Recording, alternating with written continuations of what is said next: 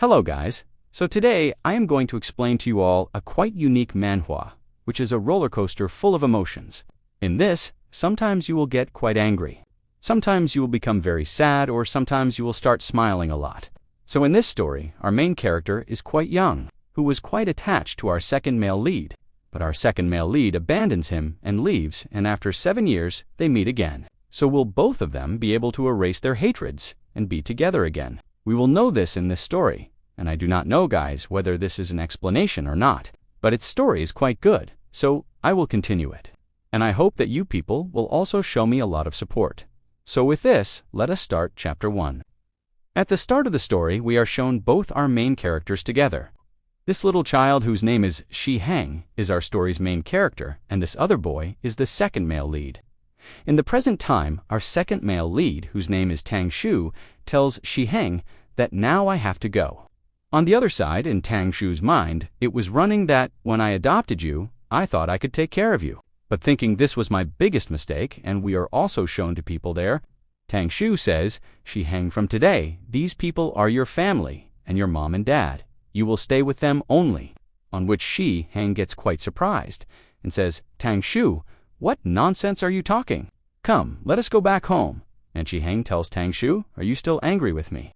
I know I should not have pushed big sister, but for this, do not abandon me. And Tang-shu tells him, you need a real home, and he tells those people to take care of Shi-hang, for which those people also agree, and Tang-shu is quietly leaving from there. Shi-hang comes running near him and clings to him and says, Tang-shu, do not leave me. I do not need any mom or dad. I only need you. I only want to stay with you.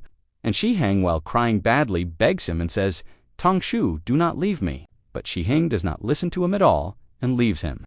This gave a big shock to Shi-hang, and he starts running behind Tang-shu. He was crying, and he also falls, but Tang-shu does not even turn back once, and he tells him, forgive me, but I am doing this for your own good. And Tang-shu leaves from there, and Shi-hang is left only crying. Now after this scene, the story directly jumps 7 years ahead. Tang-shu had now become a school teacher, and today he had just returned from abroad. Today is his first day in class. But we see as soon as he introduces himself to the children, the girls had become fans of his beautiful face, and he tells them, my name is Tang-shu. I am going to be your teacher. If anyone has any question, ask. Here the girls, instead of questions, start flirting with him and asking for his number, on which Tang-shu thinks that today's children have become so spoiled, and he tells them only questions related to studies will be allowed, and then he immediately says, today I will also choose the class president, for which quite a lot of people start volunteering and say, we want to become class president. Here now, Tang-shu is slowly reading everyone's name from the register, and whoever wanted to become class president could raise their hand. Quite a lot of people were volunteering. Then suddenly Tang-shu reads one name where it was written, Tang-guo, and as soon as he says this name, we are shown a boy who is quite pretty. He raises his hand. Tang-shu had recognized him in one glance, and he thinks 7 years have passed. Shi-hang, but you have not changed at all. So guys, this is our story's main character, who changed his name and kept Tang-guo. Or Tang-shu asks them if anyone wants to volunteer, they can raise their hand. Where quite a lot of girls had volunteered, and they were bidding like a fish market. Tang-shu tells all of them, okay, tell me, why do you want to become representative? Some girl says, I am quite good in studies. Some says, I am good in activities. Some says, I just want to stay close to you. But then Tang-guo stands up and says, I also want to become class president. There is no special reason for this.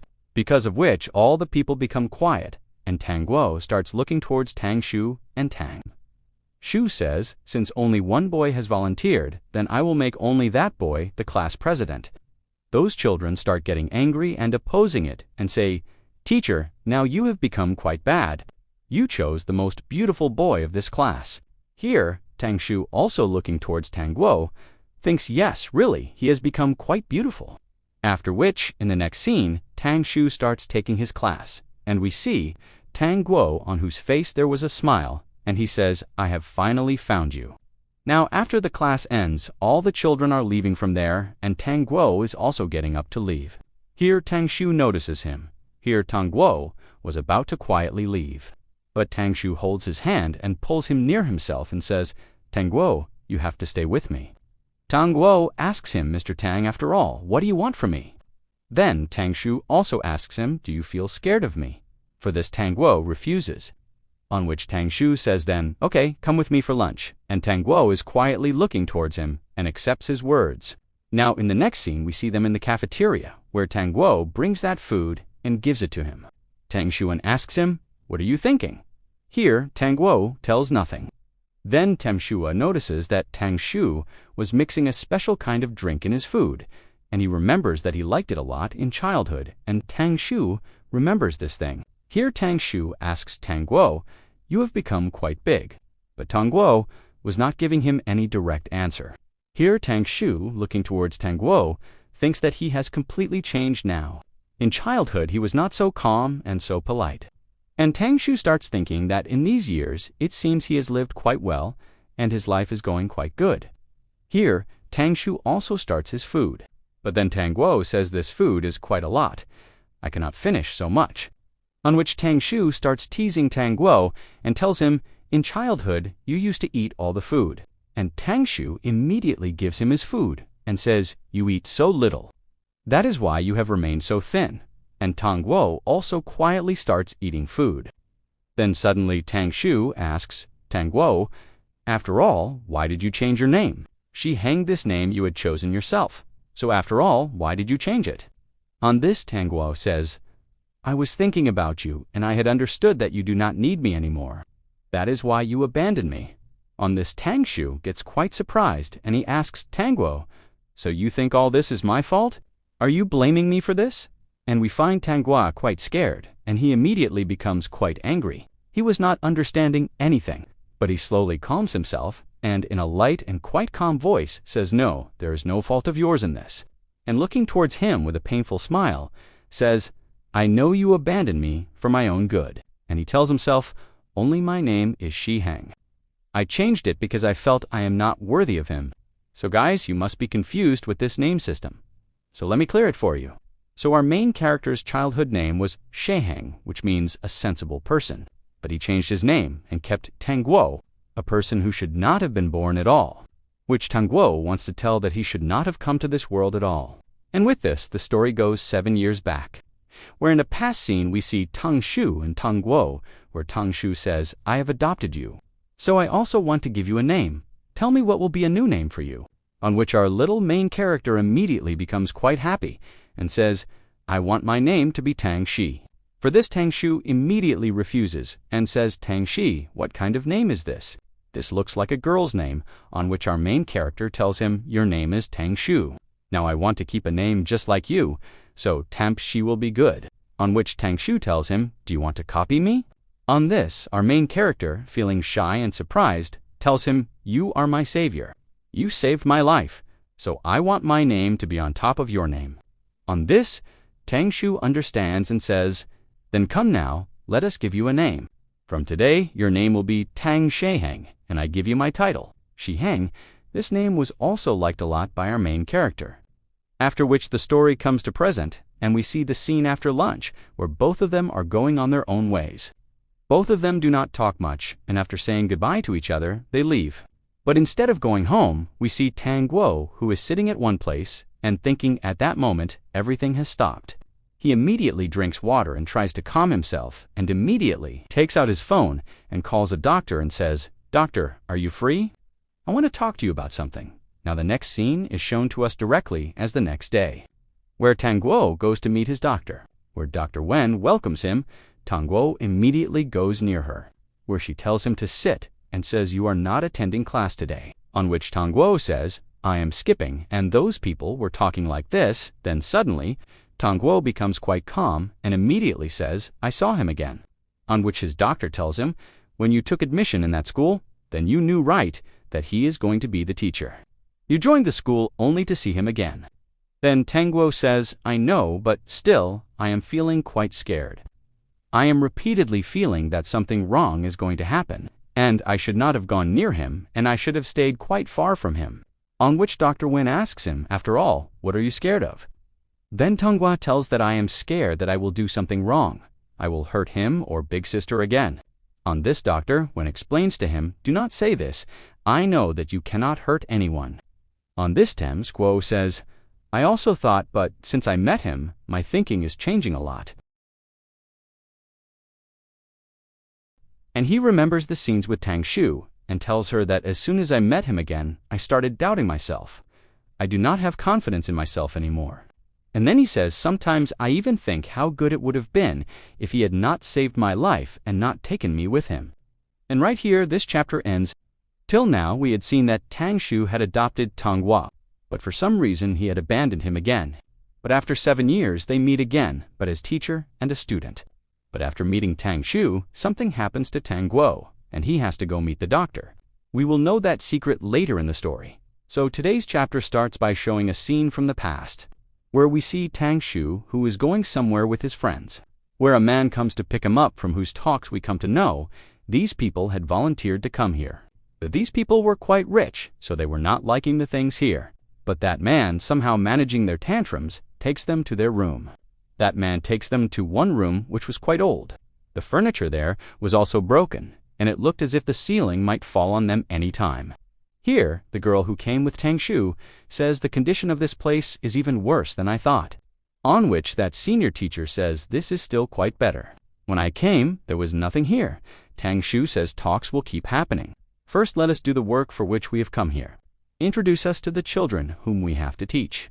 Where then that senior teacher brings Tang Shu near a quite old hut, and he says, this is our school.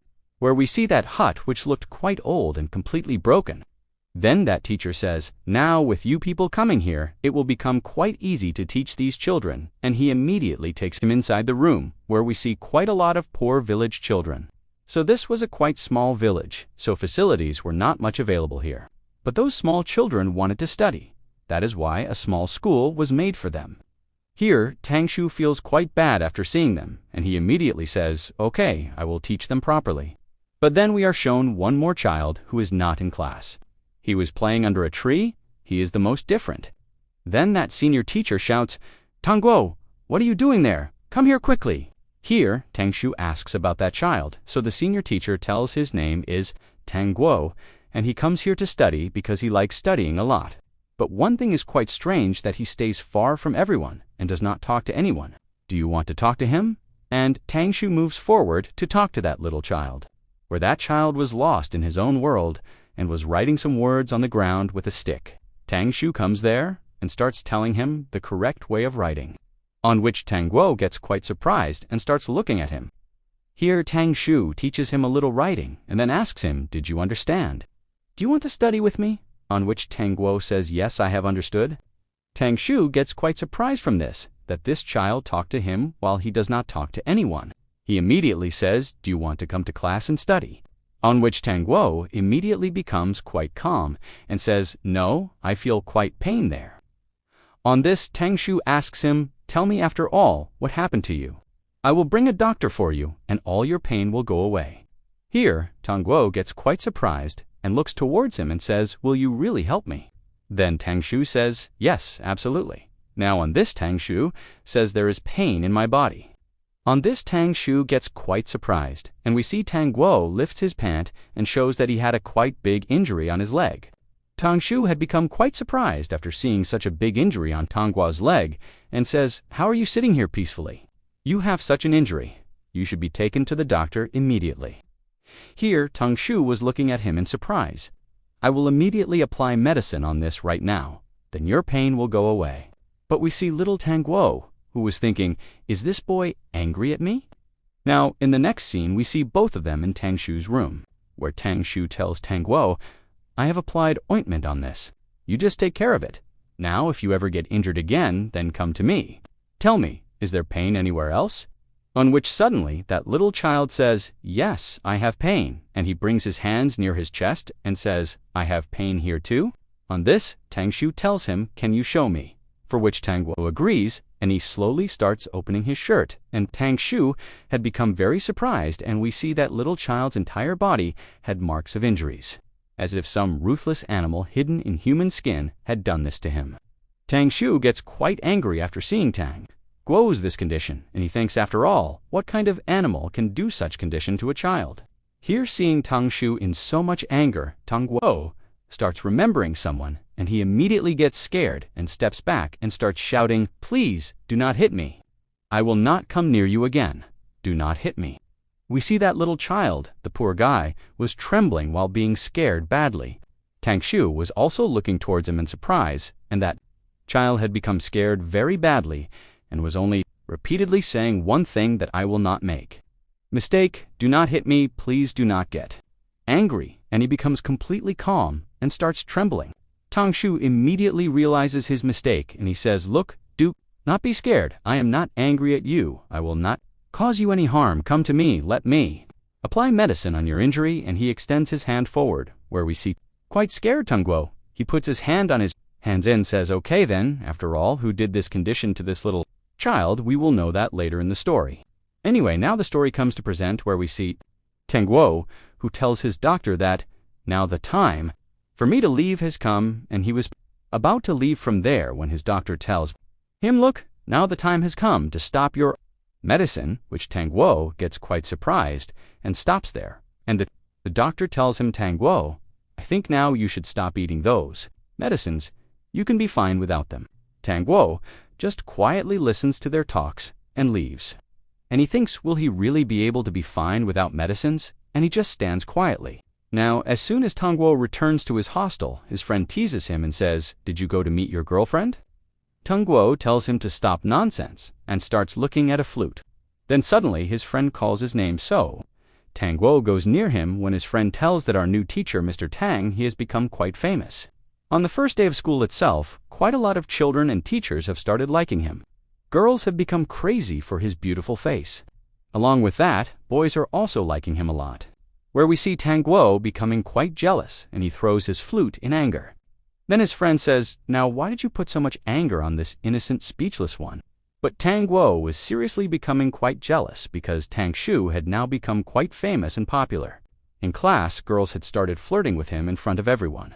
Along with that, boys were only talking about him only. Then in the meantime, Tongguo's friend says, "Do you know the whole school is jealous of you? Because you have become class representative, which means you are the closest to him." On this, Tongguo says, "What is there to be jealous in this?" And he immediately goes to sleep in anger and says, "Turn off the light quickly." Here we see Tongguo, who had gone to his bed, but he was not getting sleep at all. He tries to sleep, but he cannot sleep. He immediately takes out his phone and looks, and he remembers that in their previous meeting, Tangshu had given him his number. But till today, he has not contacted him. He immediately looks towards his phone and thinks, "Tangshu, so many days have passed since we exchanged numbers. But till today you have not messaged me. I take out my phone every day and check if you have sent something, but you have not done anything." And Tongguo, thinking about Tangshu that we met after, "So long, but still am I the only one who is excited. For all these things, does Tangshu not care about me at all?" And that scene cuts there. The next scene is shown to us as Tongguo, who is in his school, and he was doing some work for Tangshu.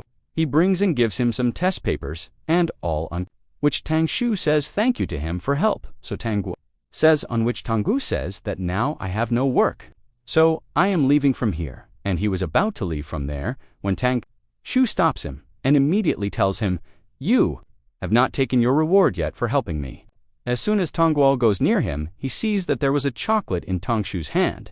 Tongguo remembers that this was his favorite chocolate in childhood, and he can only eat this. Otherwise, he would get allergy from eating other chocolates. And he remembers that in childhood, Tangshu used to buy quite a lot of boxes of this chocolate for him so that he could give it to Tongguo. Here in present, we see Tangshu tells Tongguo, "Do you not like this chocolate now?" Tongguo quietly takes the chocolate and says, "I like it." Here, both of them were talking like this, when suddenly we see Tangshu asks Tongguo, "You told me that whatever happened between us before, you do not blame me for that. Then, after all, why do you not change your name back? I do not like this name Tongguo of yours at all." On this, Tongguo says changing name is quite a hard work. And second thing, my name, Tongguo. This is quite special for me, and I want people to remember me by my real name. Tangshu tells him, "Okay, anyway, what is there in a name? You can do whatever you want. If you like this name, then keep it only." And then he tells him, "Now I am your teacher. So as a teacher, answer my question. After all, why does half the class copy only your homework?" and immediately hits on Tongguo's head and says, "You stop distributing your hard work for free like this. Otherwise, from now on, you will get punishment every day in class." After which he tells Tongguo to return to his class, and Tongguo also starts leaving from there. Where Tang Shu was looking at him and tells him, "Take care of yourself," and Tongguo quietly leaves from there. Now, in the next scene, Tang Shu, after finishing his work, is coming out from the teacher's room. Then he sees a teacher coming from the front. That teacher used to teach Tongguo's class before. So Tang Shu immediately goes and meets him and says, "Mr. Wang, the class of which you were class teacher before, there is a child named Tongguo who studies in it on," which the teacher says, "Yes, I remember him on." This Tang Shu immediately asks him, after all, what kind of student is Tongguo, were his grades in school, and how does he behave, on which that teacher, while remembering, Tongguo tells that child is quite kind-hearted and very good. His studies are also quite good, and he mixes well with children. Yes. Only one shortcoming is that he does not like talking much with others. And then teacher Wang immediately asks Tang Shu, "Hey, both of you have the same surname, Tang. So are both of you from the same family? Are both of you relatives?" On which Tang Shu does not give any answer and immediately thanks him and leaves from there. So, before ending the chapter, let me clear the confusion for you people again. So Tongguo's original name is Tongguo only, which means a mistake. But later, when Tang Shu adopted Tongguo, he changed his name to Tang Shu. Hang, which means a sensible person, but now Tongguo has changed his name. She hang back to Tongguo again, which Tang Shu does not like, because from this he remembers that weak Tongguo from childhood. Anyway, so with this note we end today's chapter. When Tang Shu was passing through the corridor, his eyes fell on Tongguo, who was standing outside the classroom. Tang Shu got a little surprised, went closer, and asked softly what happened. "Class is about to start. Why are you not going inside?" Tongguo just stayed silent, as if he was lost in some deep thought. Tang Shu's curiosity increased. He peeked inside the classroom. Seeing the scene inside, his heart sank. The entire class was already completely full. Seeing this, Tang Shu went into shock for a few moments. Tang Shu told the students, "I am not against attending my classes based on your hobbies, but remember that you do not affect my class students." Then he pointed at Tongguo and said to everyone, "Will anyone give up their seat for my class representative?" Hearing this, Tongguo started thinking, "Did he call me class representative?" In the meantime, one girl spoke up, "There is one seat empty here." Hearing this, Tang Shu immediately told him to sit there. Then he started saying to the students in a strict tone, "My class is going to be very strict. I will make sure that no one copies anyone's homework." Hearing this, the students started whispering among themselves. Then Tang Shu said, "Strictly enough now. Let us start the class." After this, he started teaching. But Tongguo's attention was somewhere else. That is why when Tang Shu was calling him, he was lost in his own thoughts. A student sitting nearby gave him a light push, because of which a page of his notebook tore. At that moment, he realized that the teacher was calling his name. Tongguo stood up in fear. Tang Shu asked him one question, on which Tongguo replied in a strange tone, "What is this?" Hearing this, the students started thinking that he has so much courage that he will have to be scolded. Tang Shu said in a slightly cold voice, "Is today's lecture boring?" Hearing the teacher's cold voice, all the children suddenly become quiet. Then Tang Shu takes a deep breath and says, "I have to say with regret that it is not just today's matter, but this entire chapter is really boring. According to me, all this is going to be very difficult for the audit class." Hearing this, the girls started laughing and saying, "Teacher, you have already scared us. The atmosphere has become a little light." Tongguo sits down. Then the teacher answers that question and starts giving the lecture again. But Tongguo was just staring at him. After some time, the bell rings. Now it was recess period. One student was asking Tang Shu a doubt, on which the teacher started explaining on the blackboard. Tongguo was watching all this, and as soon as his eyes fell on teacher Tang Shu's hands, his heartbeat became fast. Then his friend put his hand on his shoulder and said, "Do not forget about today's rehearsal." Tongguo pushed him away and said, "Sure." His friend laughed and said, "We are depending on you for this year's orientation program. You will have to play the flute well." Saying this, his friend left the room, and while leaving, said, "We will wait for you in the rehearsal room." Tongguo nodded and said, "Okay." At the same time, Tang Shu asked him, "You have not gone yet. Come, let us both go together. Tang Guo asked curiously, Mr. Tang, did you need to write that formula? Hearing this, Tang Guo stared at him for a few seconds. Then he put his hand on his head and laughed and said, What is this? Why are you getting so worried? I was just joking with them. How silly you are. Hearing this, Tang Guo started thinking, I am really silly. Then Tang Shu asked him, Where were you lost during class? On which Tang Guo replied, I was feeling sleepy. Tang Shu teased him and said, So is the bad habit of staying awake till late night still going on in male dorms?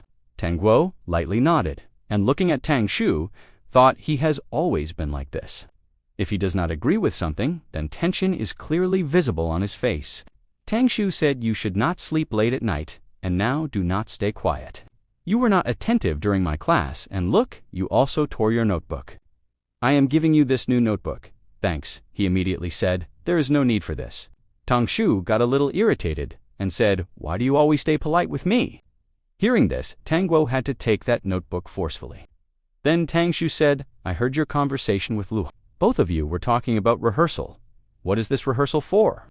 Tang Guo replied, This is one program of the orientation party. Tang Shu asked, What are you going to play? Tang Guo said, I will play the flute. Our class is going to recite poetry with my music. Hearing this, Tang Shu said, When did you learn to play the flute? This is not bad. Hearing this compliment, Tang Guo blushed a little. Then Tang Shu went closer to him and said, By the way, before he could say anything further, a person came and said, Excuse me, is this study hall 5? Have I come to the wrong floor then? Tang Guo quickly said, Mr. Tang, now I am leaving. Saying this, he ran away from there. Tang Shu got a little annoyed. Lu Hong said, We are going together for barbecue. Why do not you also join us? On this, that girl immediately said, Mr. Tang, you can come with us. Tang Shu asked in a light tone, How many people are you total here? Lu Hong said there were 7 but 2 students left, so now only 5 students are left. Tang Shu looked around and saw that Tang Guo was hiding behind the wall. A light smile came on his face, and he said, But here there are only 4 students. Hearing this, Lu Hong shouted loudly, Tang Guo, what are you doing there? Come, let us go. Hearing his voice, Tang Guo got irritated. Then he took a deep breath and came in front of everyone. Lu Hong said, Come with us. Mr. Tang is also joining us. But Tang Guo again said, I really do not feel hungry. Lu Hong put his hand on his shoulder and said, Are you joking? A while ago you were excited to come along. On this, Tang Guo became quiet and could not give any answer. Then Tang Shu, looking towards him, said, Class representative, come with us. You can at least do this much kindness for me. Hearing this, Tang Guo felt a little awkward, but in the end, he agreed to go.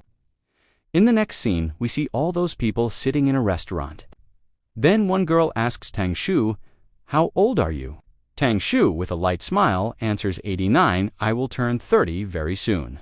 Hearing this, the second girl says in surprise, You do not look that old at all. You look like a senior only. The first girl immediately asks another question. So, do you have any girlfriend? Tang Shu takes a deep breath and says, My luck is very bad for girls, and I am not that popular among girls either. Hearing this, the girls immediately shout, No way, how can this be? Hearing Tang Guo's answer, Tang Guo starts staring at him. Seeing this, Tang Guo smiles and asks, Did I say something wrong? Why are you staring at me like this? Tang Guo turns his face away and thinks in his mind, He is lying. Then he pouts a little. Seeing this, Tang Shu gets worried. This boy is so awkward. In the meantime, the waiter comes to serve food on their table. Lu Hong tells the waiter, Why are all the dishes here so spicy? We had also ordered 1 plate with honey sauce. The waiter bows and says, Today, there is a lot of crowd here. Maybe there was a mistake in on order. I will change it immediately. Tang Shu raises his hand to stop and says, There is no need for this. You bring the new on order immediately. The waiter says okay and leaves. Then Tang Guo was eating sweet corn when Tang Shu gives him meat and says the order will take time. Till then, you can eat this. I have removed the spices. It will not feel too spicy to you, for the meat. Tang Guo says softly thank you that he suddenly remembers a flashback. He remembers that once he had blisters in his mouth and he was in a lot of pain. At that time, Tang Shu had forbidden him from eating spicy food and had taken the bowl from his hand. But Tang Guo had secretly picked up a piece of meat. As soon as he was about to eat it, Tang Shu had stopped him and explained, "You have to be a good child. I will make spicy food for you myself on some other day." Here the flashback ends. The scene returns to present again. Now Tang Guo was eating that same spicy meat. Suddenly he starts coughing because that meat was too spicy for him. Tang Shu immediately gets worried and immediately gives him water and says, "Rinse with this water. You still cannot eat spicy food." Seeing this, Lu Heng asks Mr. Tang, "Do you know Tang Shu for a long time?" Tang Guo answers yes. Then he picks up meat from Tang Guo's plate and eats it himself. Tang Guo thinks in his mind, "It was mine." Then suddenly one girl asks a question I have been noticing since a while. "Mr. Tang, both of you are very good looking, and your surname also matches. Are you relatives of our major queen?" Hearing this, both become quiet for a few moments. Then Tang Guo says softly, "This is your major queen. This nickname is quite interesting. Anyway, you can say that both of us are relatives." Hearing this, Tang Guo gets lost in thought. Are both of us only relatives? After some time, the scene changes, and all are shown coming out of the restaurant. Tang Shu says, "You people can go back. I have to talk a little with Tang Guo." Hearing this, all the other people leave from there. Tang Shu says, "Come, let us talk somewhere else." On which Tang Guo says, "After 11 o'clock, I will not get entry in the dormitory." Tang Shu, with a light laugh, asks, "Will you have any problem if I smoke?" Tang Guo shakes his head and says no. While smoking, Tang Shu suddenly asks, "Did you say that you do not blame me for whatever happened between us before? Then, after all, why do you not change your name back? I do not like this name Tang Guo of yours at all." On this, Tang Guo says changing name is quite a hard work. And second thing, my name, Tang Guo. This is quite special for me, and I want people to remember me by my real name. Tang Shu tells him, "Okay, anyway, what is there in a name? You can do whatever you want. If you like this name, then keep it only." In the previous video, we had seen that Tang Shu asks Tang Guo, "Do you really blame me?" On which Tang Guo replies, "No, I really do not blame you." Hearing this, Tang Shu says, "Okay then, come, let us go from here." Tang Guo asks where. Tang Shu says, "To my home. I have to talk to you about something," but Tang Guo refuses to go on this. Tang Shu explains to him, "You just said that you do not blame me. You have lived with me for more than 1 year before also, and now can I not even talk to you? And do you not want to see that place where you lived in childhood?" Hearing this, Tang Guo gets shocked. Then Tang Shu says, "I have not shifted home." After this, we are shown that both of them have now reached Tang Shu's home. Tang Shu gives him a pair of new slippers which no one had worn before. As soon as Tang Guo enters the house after wearing the slippers, his childhood memories get refreshed. He remembers when he and Tang Shu used to live alone in this house. Then Tang Shu had told him, "You do not need to feel shy. From now on, this new house is yours." He also remembers that once he had chosen a fish for the aquarium. Remembering all these things, he becomes sad in the present. Tang Shu tells him, "When that fish died, I never brought a new fish after that. My niece had painted on the old curtains. That stain was not coming out, so I had to change the curtains. They do not look good, but what can I do? I am not good at choosing such things." After some time, Tang Shu gives him the remote and says, "You can watch whatever you want. By the way, what do you want to drink now?"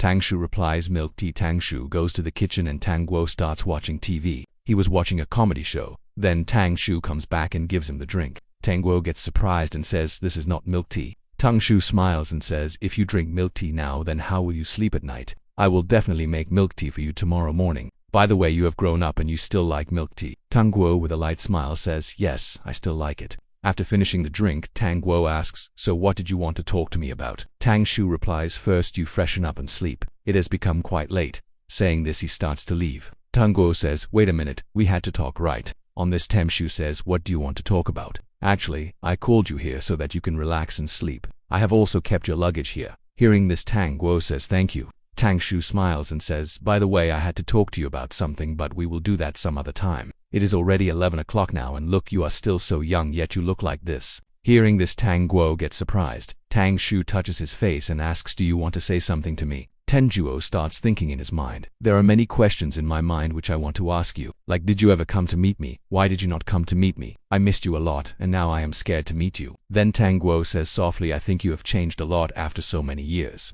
Hearing this, Tang Shu comes closer to him and says, "How can I change? I was already grown up, while you have become very different. Now enough talks. You go and freshen up." Tang Guo says softly, "Okay," and then walks towards the bathroom. After some time, Tang Shu comes out of the bathroom. Then Tang Shu was sitting on the bed. He tells Tang Shu, "Come here." Then Tang Shu starts drying his wet hair with the help of a hairdryer. During this, Tang Shu says, "You are still like a child. If you do not dry your hair, you may catch cold. Do not do this again. Tang Guo was liking his caring behavior a lot. It was midnight. Tang Guo was now on the bed. Tang Shu was telling him, now you rest. I will wake you up tomorrow morning, on which Tang Guo says okay. Tang Shu starts explaining to him, then I did not send you away because I was angry at that time. My condition was not to adopt any child. Then I kept you at my home because I thought I could raise you properly. But you needed to grow in a normal family. Hearing all this, Tang Guo does not say much. He just says softly yes. Then Tang Shu, while touching him, asks, do you want to ask me something more? Tang Guo says no, but Tang Guo gets shocked at that time when Tang Shu says, I used to come to meet you, but you did not know about it. Your foster parents were taking good care of you. Then he gets up from the bed and says, okay, now it has become very late. You should sleep now. Then he says goodnight to him and leaves. From there, after he leaves, tears start coming from Tang Guo's eyes. He was thinking, so he used to come to meet me. I had never felt like this before, but now when I have come to know about this, I am feeling very sad. After this, we are shown the scene of the next day. Tang Guo's sleep breaks because of the phone alarm, but his sleep was not complete yet. Tang Shu knocks on the door and says, have you woken up? Then, after some time, when Tang Guo comes out of the room, Tang Shu tells him, hurry up. If I remember correctly, then you have class in the second period, right? But as soon as he sees Tang Guo, he pulls his cheek and says, are you still sleepy? Tang Guo says yes. Tang Shu says, now it is time to eat. I have made food for you. In the next scene, we are shown that both of them are eating food together. Then Tang Shu asks him, did you sleep well at night? Tang Guo says softly yes. Tang Shu then asks, do you not go to your home to sleep? Tang Guo replies, my home is very far and my parents have recently gone out of town for a project, so there is no one at home right now. Hearing this, Tang Shu says, oh, my home is near the school. I will clean that room tomorrow so that you can stay there. Hearing this, Tang Guo's food gets stuck in his throat, because of which he starts coughing. Tang Shu quickly gives him tissue. While cleaning his mouth, Tang Guo says, I sleep well in the dorm, so there is no need for this. Hearing this, Tang Shu says in anger, do you mean you sleep properly at night? You play video games at night, or watch late-night movies, or play games with your friends? Hearing this, Tang Guo starts feeling guilty. Then Tang Shu calmly says, now you eat your food. Then Tang Guo says, you do not need to worry so much about me. Hearing this, Tang Shu says in a cold voice, what do you mean? Tang Guo replies, I will turn 20 this year. I am not a child anymore. When you first came to teach me, your age was the same.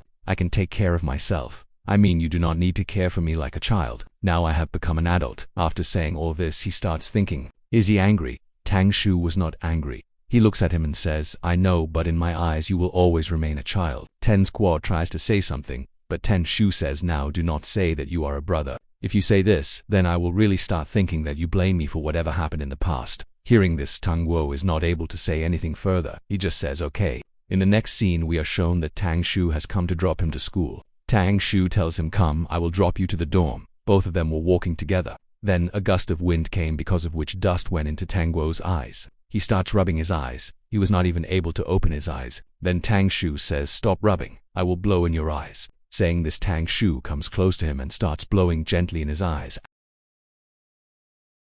Previous video, we had seen that something went into Tang Guo's eyes, so Tang Shu went close to him and started blowing in his eyes. After some time, Tang Guo's eyes got better. Then, while looking at the notice board, Tang Shu says the school's orientation party is coming soon. When is it happening? Tang Guo replies, it is next Friday. Then the next day is Saturday. Suddenly he realizes what he is saying. After Friday, Saturday always comes.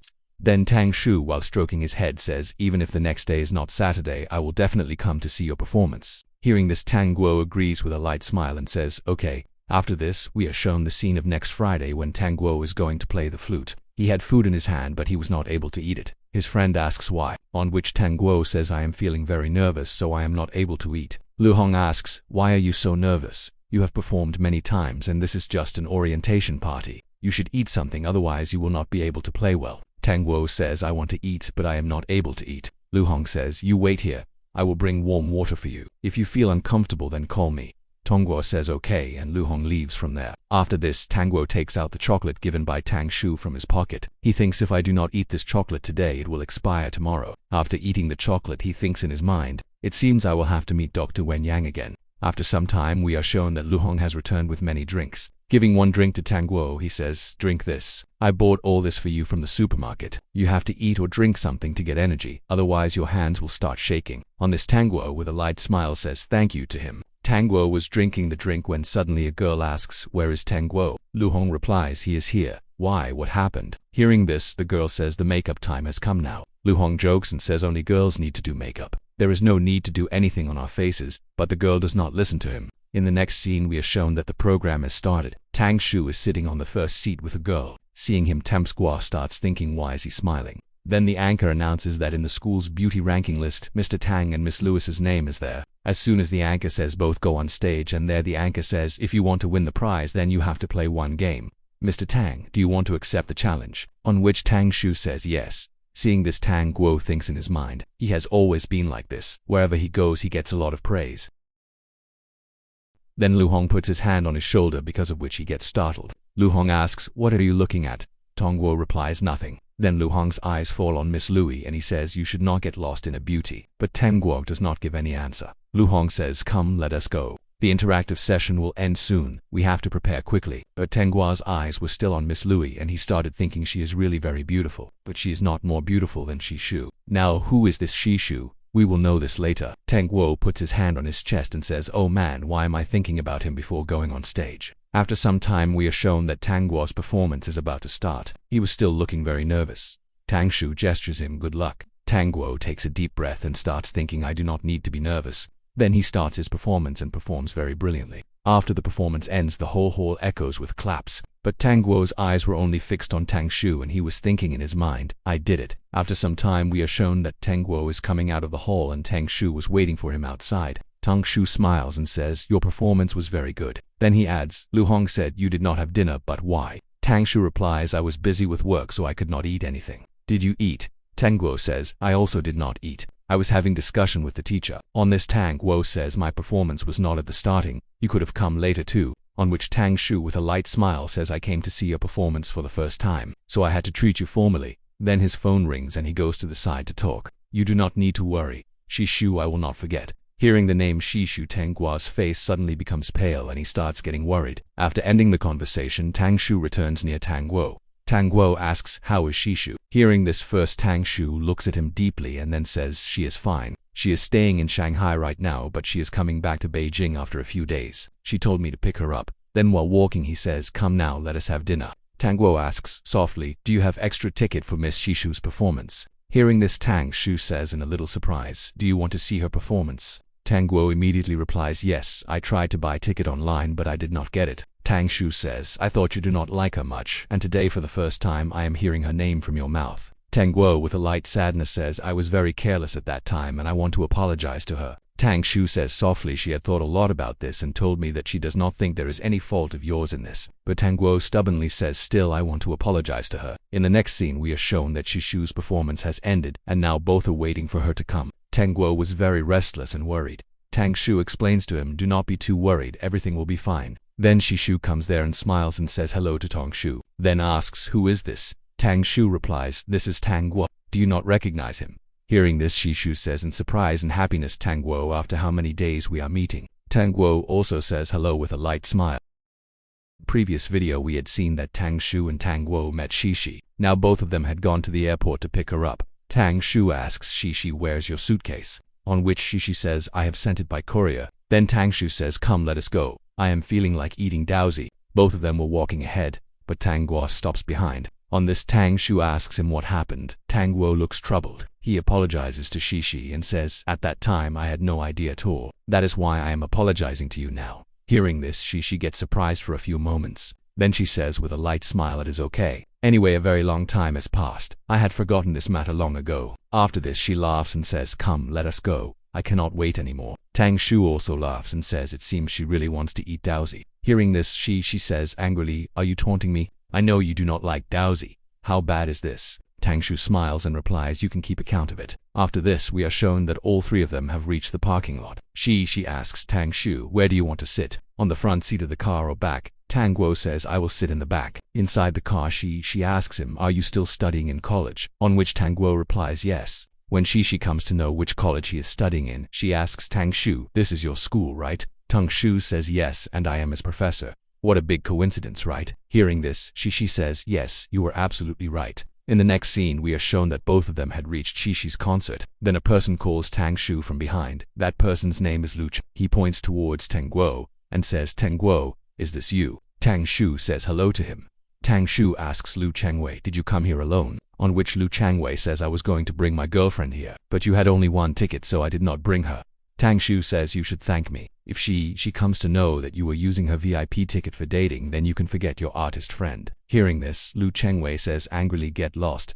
I do not want to talk to you. If you want to bring someone else, you can bring. Tang Shu, while covering Tang Guo's ear, says enough now. I have come here with one child. But Lu Chengwei sticks out his tongue and starts teasing him. Then Tang Guo says, oh, I got our seat. After some time, we are shown that those people were sitting on their seats. Lu Chengwei asks, you came here with Tang Guo, but how did both of you meet? On which Tang Shu says we met in school. Hearing this, Lu Chengwei says, wow, this is fate. But Tang Guo says angrily, shut your mouth. Then suddenly Lu Chengwei asks Tang Guo, do you like someone? Tang Guo replies no.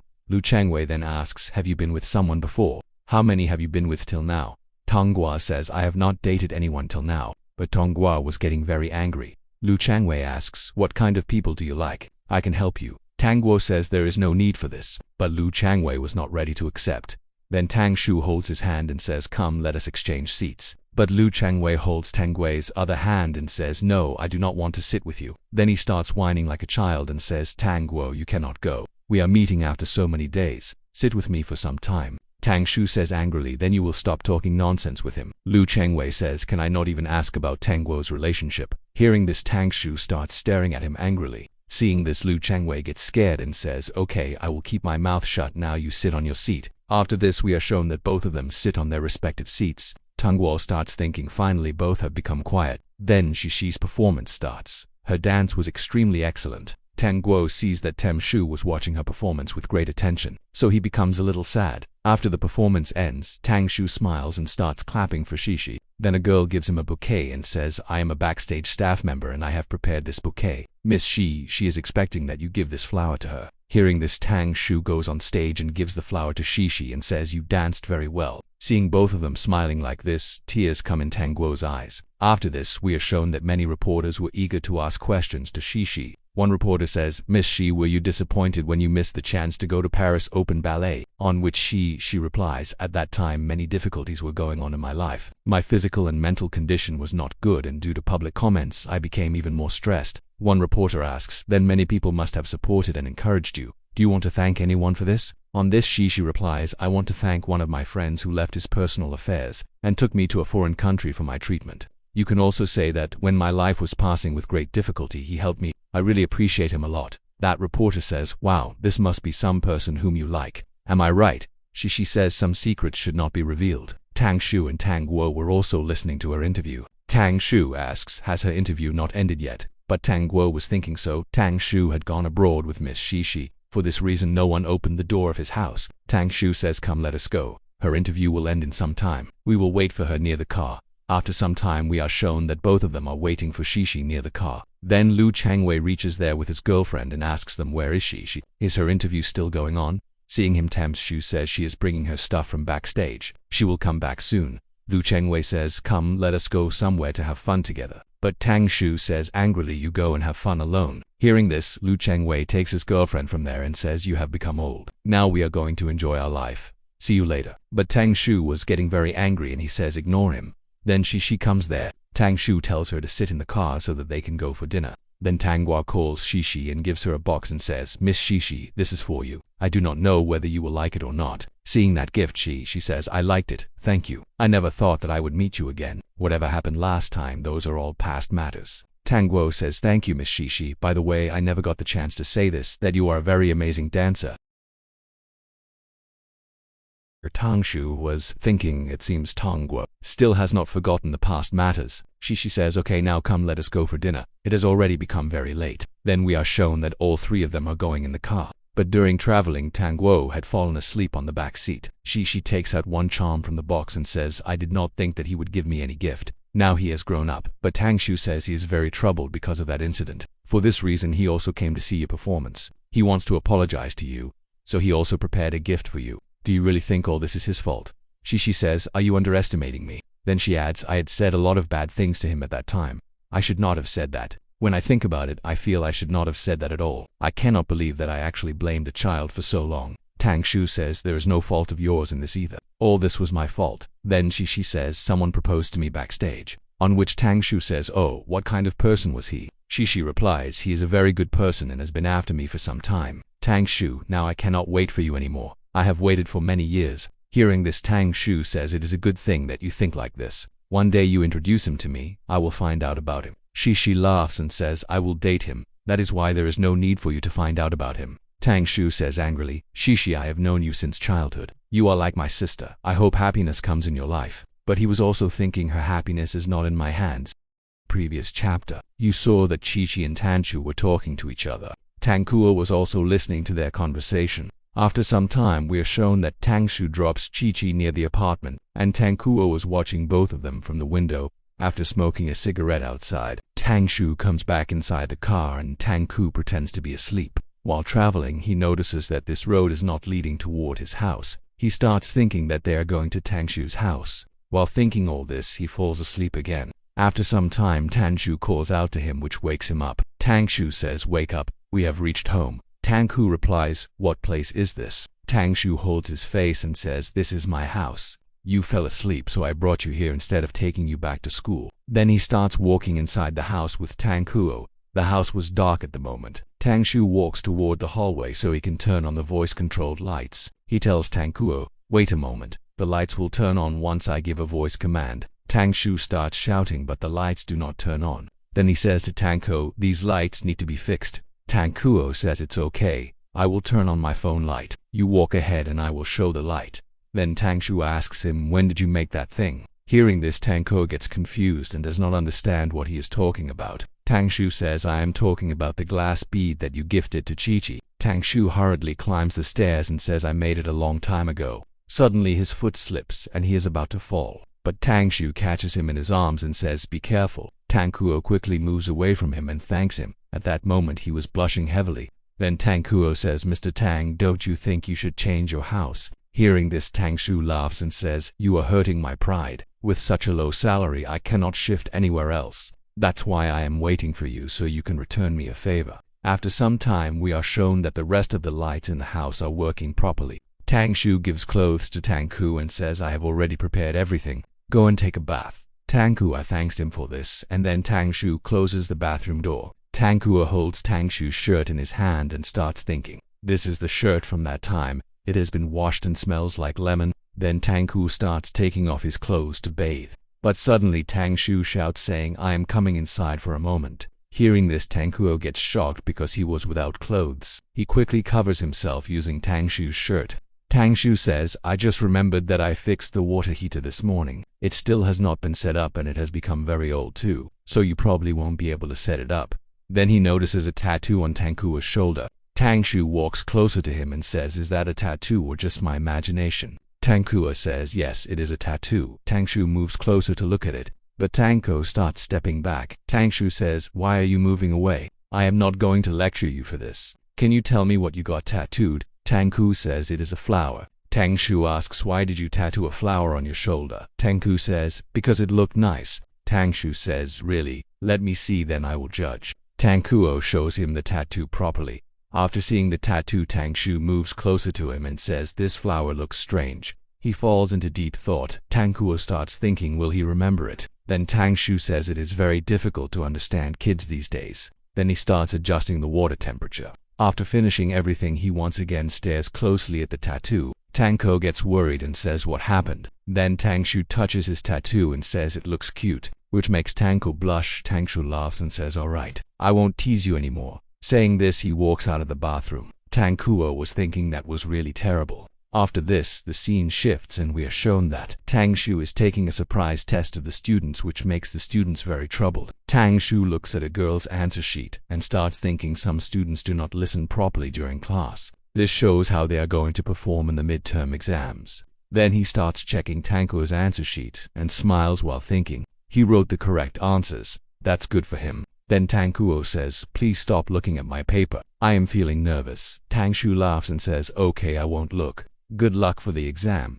Then he scolds the other students saying, what are you all doing? Why are you not writing the answers? One student says, this is very difficult. I don't know the answer. Hearing this, Tang Shu hits his head and says, what were you doing during class? Seeing him get hit, the other students start laughing. After some time, we are shown that it is raining outside. One teacher asks, Tang Shu, are you still here? Tang Shu says it's raining outside, so after checking these test papers, I will leave. That teacher notices that one child got 8 marks. Tang Shu says every time these children's grades keep getting lower, the teacher says there is a problem in the education system. I think we should introduce an elimination system. If we don't pressure children, they will never focus on studies. Tang Shu says, but there are too many students here. Do you think we can eliminate so many students? Then he shows Tang Kuo's paper. He had scored full 100 marks.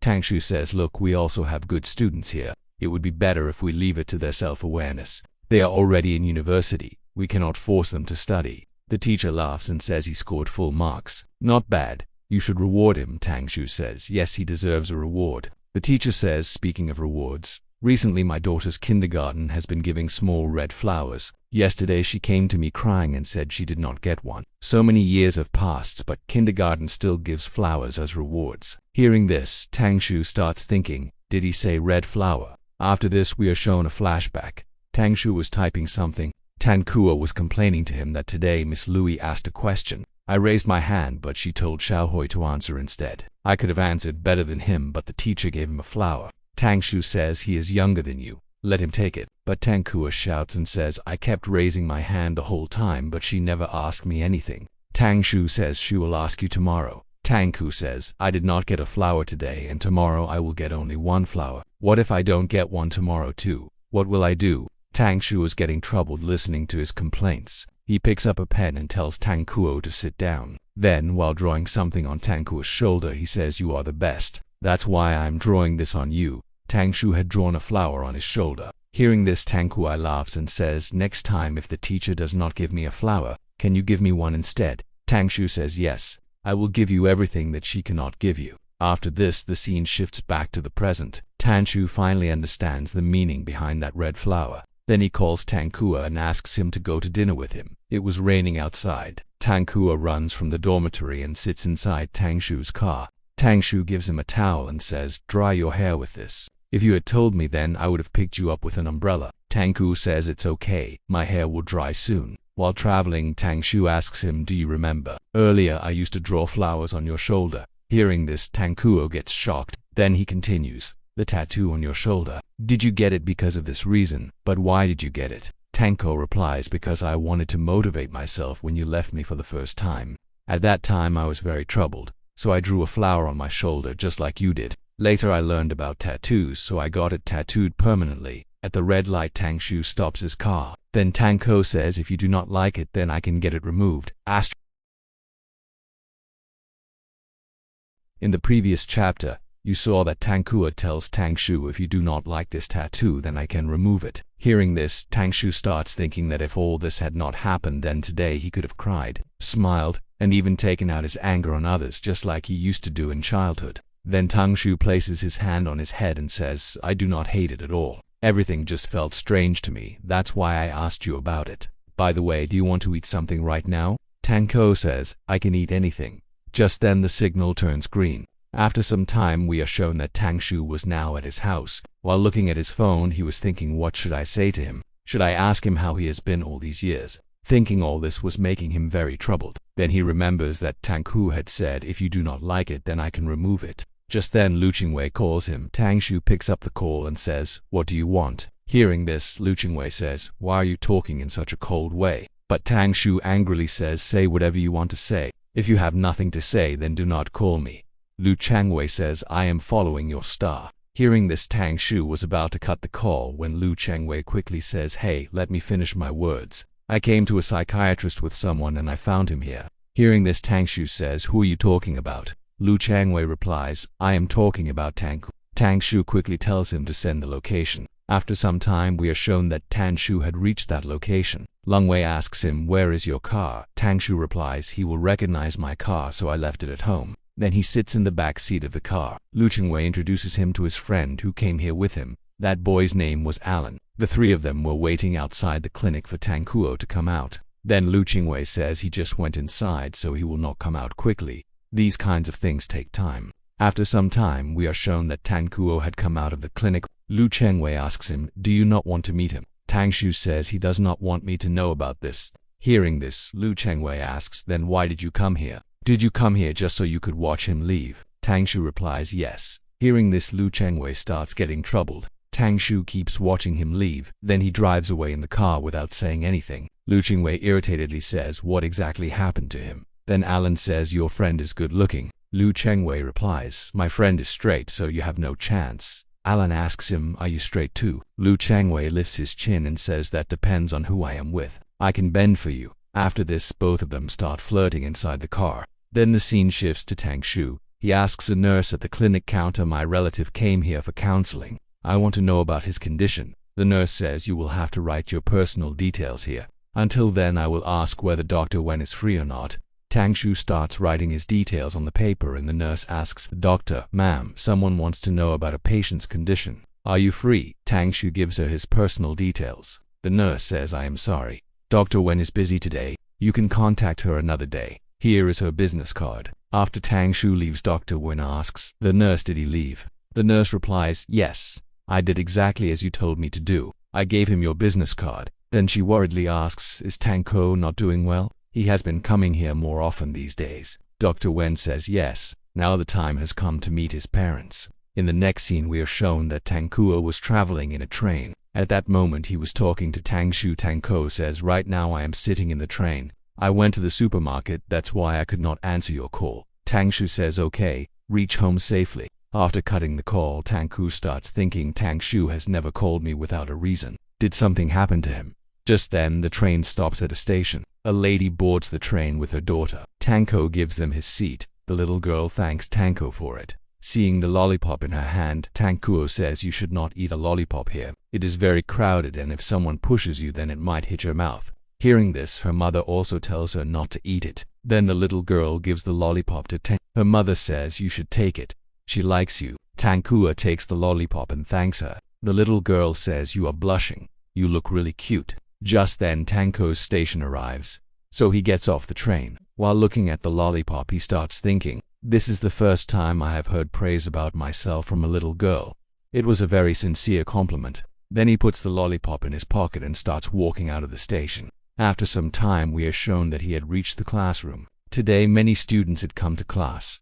Just then, Heejung calls out to him. Tang Ko walks toward him and asks, why are there so many people here today? Heejung says, a doctor from a nearby college committed suicide. That's why our school is forcing everyone to attend psychology class. After some time, the teacher arrives to take the class. The teacher says most college students should know how to control their emotions. In today's class, we will learn about some suicide cases. Then the teacher talks about a case in which a girl's body was found after 1 month. She had jumped into the river and ended her life. The police found out about her identity after 2 months. She was a traffic college student. Seeing the girl's photo, Tang Kuo gets shocked. The teacher continues, because of her death, the police solved this trafficking ring. They used to take young girls and sell them in mountain areas for money. Later, the police rescued all the victims and many of them accepted their fate. But that girl chose death. It seems she never accepted it. Her husband was an alcoholic and he always treated her badly. There was not even any legal relationship between them. Then the teacher shows them a photo through the projector and says she used to live in that house. There was nothing there except a chain through which she was kept captive. She tried many times to escape but always failed. In the next scene, we are shown that while she was trying to escape, someone suddenly grabbed her hand. A child was calling her mom. After this, the scene shifts back to the classroom. All the students start discussing among themselves what kind of mentality made her take her own life. The teacher asks, did she make the right choice? One student says, I support her choice. Some people's lives are filled with pain, that's why they end their lives. But the other students did not agree with this. One student says she should have searched for a better life. On top of that, she even had a son. Even if her situation was bad, taking her own life was not the right choice. All the students keep discussing this topic. Tang Kuo could no longer tolerate all this. He stands up from his seat and says to the teacher, first of all, I would like to correct you. You are wrong. The teacher asks what mistake. Tang Ko says she did not take her own life. She was only trying to save her child, and because of that she fell into the river. Hearing this, the teacher gets shocked and says, did she save her child? Tang Ko says yes. When her son fell into the river, she saved his life. She left her son safely near the riverbank. But the river current carried her away. She was neither weak nor wrong. The teacher asks, how do you know all this? Tang Kuo says, because I am her son. She is my mom. At the beginning of today's chapter, We see that everyone was extremely shocked after learning the truth. Tangkuo was standing there silently and says, "Yes, look carefully, I am her son." Then we see Tangkuo suddenly becoming very sad and saying, "I am hiding things from them. I only told them half of the truth." And the story directly shifts into the past, where we see little Tangkuo with his mom. They were standing near a river and Tangkuo's mom tells him to go and play in the river. Tangkuo was still a very small child. He did not understand anything about the situation. Very innocently he tells his mom, "Let's play together." But his mom says, "You go into the river by yourself. I will stand here and watch you." And little Tangkuo listens to his mother and starts walking toward the river. Present Tangkuo then tells us that my mom lied to me. We did not go there to play. My mom brought me there to kill me. And we see that as soon as Tangkuo goes into the river to play, his mom leaves him there and starts walking away. Just then some people suddenly arrive there and start shouting that a child has fallen into the river. Here Tangkuo was drowning in the river and he looks toward his mother who was standing there without coming to save him. She was watching her own child die in front of her eyes. But in the end she was still a mother. She could not keep watching her child drown. So she herself jumps into the river. Somehow she grabs Tangkuo's hands and saves him from drowning. This reveals that in the end she had given up on the idea of killing her own child. Tangkuo tells us that my mom saved me and handed me over to some people. And as soon as I was rescued, I started looking toward my mom. She looked very calm to me. I was screaming for them to save her too. I was calling my mom to come back to me, but my mom was filled with guilt. There was a strange pain in her eyes and a smile on her face that I could never forget. My mom regretted everything so much that she gave up her own life. She herself went deeper into the water, even though first she tried to kill me, then saved my life. Still no one can deny that she gave up her own life. But I can never let this truth come out in front of others. Then we see present Tangkuo again. In the next scene we are shown Tang Shu, who had come to Tangkuo's class teacher to talk with him. Tangkuo's class teacher looked very troubled. Tang Shu asks him what happened. The teacher replies, "You know Tangkuo, right? Today he said something in class that has made me very worried." Then the class teacher shows Tang Shu the video from the morning. Now Tang Shu also learns everything that Tangkuo had said. Tang Shu never knew this truth about Tang Shu's past until today. He becomes deeply troubled.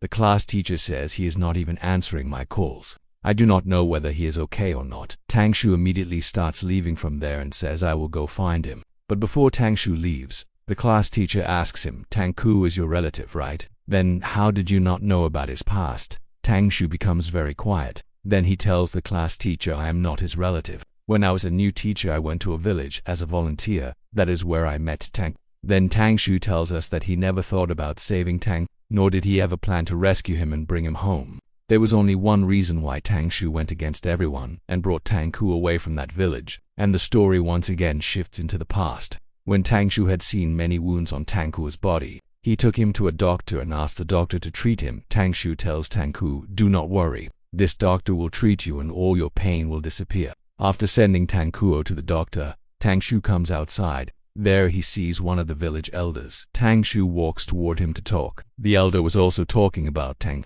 Tang Shu asks him what exactly happened to Tang. The elder explains that Tangkuo's mother was kidnapped and brought into this village, or in simple words, she was bought. The family that bought that girl was extremely horrible. They used to beat her badly. Whenever she tried to escape, they threatened to kill her. And they always kept her locked up. But one day that girl suddenly disappeared. And when she later returned to the village, she gave birth to a child named Tangkuo. She herself had given him that name, but that woman never liked her own child. Whenever little Tangkuo cried, she pretended that she heard nothing. Even though Tangkuo had a mother, he never received a mother's love since childhood. Tang Shu becomes extremely shocked after hearing this. In anger he says, "How can you people do things like human trafficking? Are you humans or animals?" The elder replies, "We cannot do anything about it. Even the police and government are involved in this. No matter what we do, they always suppress us." In the end, Tang Shu asks, "What happened to Tangkuo after that?" The elder tells him that in the end, Tangkuo's mother jumped into the water and took her own life. Since then, the child has been living like this. Tang Shu asks, "Why did that lady do such a thing?" The elder replies, "Who would want to live in such an abusive house where they are constantly beaten?" Tang Shu starts thinking, "I never knew that such a small child had such terrible family conditions." In the next scene, we see that Tangkuo's treatment had already been completed. Tangkuo was still a small child and he was not speaking at all. Tang Shu asks him, "Are you okay?" But Tangkuo gives no reply. So Tang Shu says, "Then come with me. I will give you something delicious to eat." Tangkuo agrees to this. In the next scene we are shown that it had become night and Tangku and Tangshu were walking together. Suddenly they see a drunk man coming toward them from the front. He was heavily drunk. Tangkuo becomes scared after seeing him. Tangshu immediately understands that this man is Tangkuo's father. As soon as the man comes near them, even though he was drunk, he starts talking to them very politely. He was saying random nonsense because of the alcohol. Then he asks Tangshu, "Where are you taking my son?" Tangshu was extremely angry inside, but he could not do anything because this man was Tangkuo's father. So he calmly says, "I cooked something good for dinner today, so I thought I would take Tangkuo with me and feed him." Then he tells Tangkuo's father, "I am taking Tangkuo with me. I will bring him back later." Tangkuo's father agrees and says, "You can take him." But then Tangkuo's father mocks Tangkuo and says, "Your mom already left us. You are not thinking of doing something like that, right? Look, I am your father, and you have responsibilities toward me. Never forget them. You know what we have to do, so quietly come back home on time." But Tangkuo looked extremely frightened after seeing his father, as if he did not want to go back there again. And why exactly is Tangkuo so scared of his father? If you know, then tell me in the comments. Then we see Tangshu stepping in front of Tangkuo and saying, "Now we should leave. I will bring Tangkuo back on time." Tangkuo's father quietly agrees. Then Tangshu takes Tangkuo away with him. But after they leave, we see that Tangkuo's father was not happy at all. He looked extremely angry, and this is where the chapter ends. At the start of the chapter, we see Tangshu serving food to Tangkuo. That other teacher was also there. Tangkuo was extremely happy because for the first time in his life he was truly enjoying himself. It was also the first time he had ever eaten such delicious food. And this is how time slowly started passing. Tangshu would always bring Tangkuo to his house with some excuse so he could feed him tasty food. But whenever he met Tangkuo, there would always be new wounds on his body. Then we see a night scene one day. Tangshu was talking with another teacher. During their conversation, the other teacher asks, "Has Tangkuo's injury healed yet?" Tangshu tells him before one wound can heal, new wounds appear on his body. His father keeps abusing him again and again. Hearing this, the other teacher becomes extremely angry and says, "Let's go and teach that man a lesson. First we will beat him properly, then lock him in a room and call the police afterward." Tangshu says all of that would be highly illegal. And anyway, the police station is thousands of kilometers away from here. I do not think any police officer would come here to help us. The other teacher says, "Then what are we supposed to do? Just keep watching that innocent child suffer like this." Tangshu was also feeling extremely angry because he could not do anything. While talking like this, Tangshu finally reaches home and says goodbye to the teacher before going inside. Inside the house, the other teacher was cooking something for Tangshu walks in and the teacher says, "I asked you for one little help and you are already trying to avoid work." Then Tangkuo calls Tangshu near him and says, "Teacher, I got very good marks in today's exam." Tangshu becomes very happy after hearing this. But suddenly the other teacher shouts, "I told both of you to wash your hands first." After dinner, we see Tangkuo falling asleep right there. Both teachers then start talking to each other. The other teacher was about to start cleaning things up when Tangshu says we should let him rest like this. The other teacher wanted to talk about Tangkuo, but Tangshu takes her with him. Then Tangshu tells her that until they do something about Tangkuo's father, they will never truly be able to help him. The teacher says, "Then let's go talk to his father. If that bastard does not listen, then I will curse him badly. I am even ready to drag him around and beat him up." Tangshu tells her, "We can beat him, but we can never change him. A wild animal never changes its nature." Then Tangshu reveals that very soon he will be leaving this place. Once both of them finish their session and leave, Tangkuo will be left all alone. As long as they were here, Tangkuo was somehow safe. But after they leave, nobody knows what that man will do to Tangkuo. Suddenly they hear the sound of something falling. As soon as both of them turn around, they see Tangkuo standing there. Tangkuo says, "Are both of you going to leave me behind?" The teacher tries to explain things to him, but Tangshu walks toward him. Tangkuo asks, "When are you all leaving?" Tangshu directly tells him, "We are leaving next month." Tangkuo immediately starts crying. There were tears in his eyes and he asks, "Will you come back again?" But Tangshu tells him, "You do not need to worry about that." In the next scene, we see that Tangshu and the other teacher had dropped Tangkuo back at his house. The girl says, "I do not know what will happen to Tangkuo after we leave." Both of them were talking like this when suddenly Tangshu hears some noise.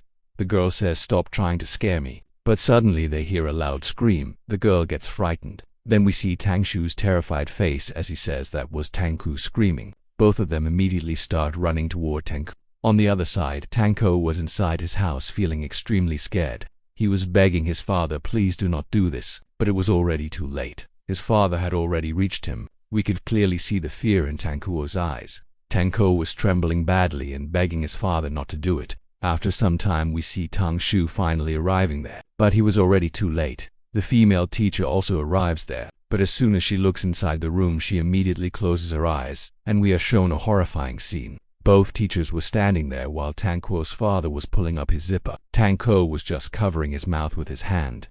There was no need to explain what had happened there. Tangkuo's own father had done something unforgivable to him. Tang Shu glares at him with overwhelming rage. That man says, "This is my family matter. Get out of here or things will end badly for you." Tang Shu becomes furious because he had arrived too late and something terrible had already happened to Tangkuo. Without thinking about anything, he directly attacks Tangkuo's father and shouts, "Bastard, die today.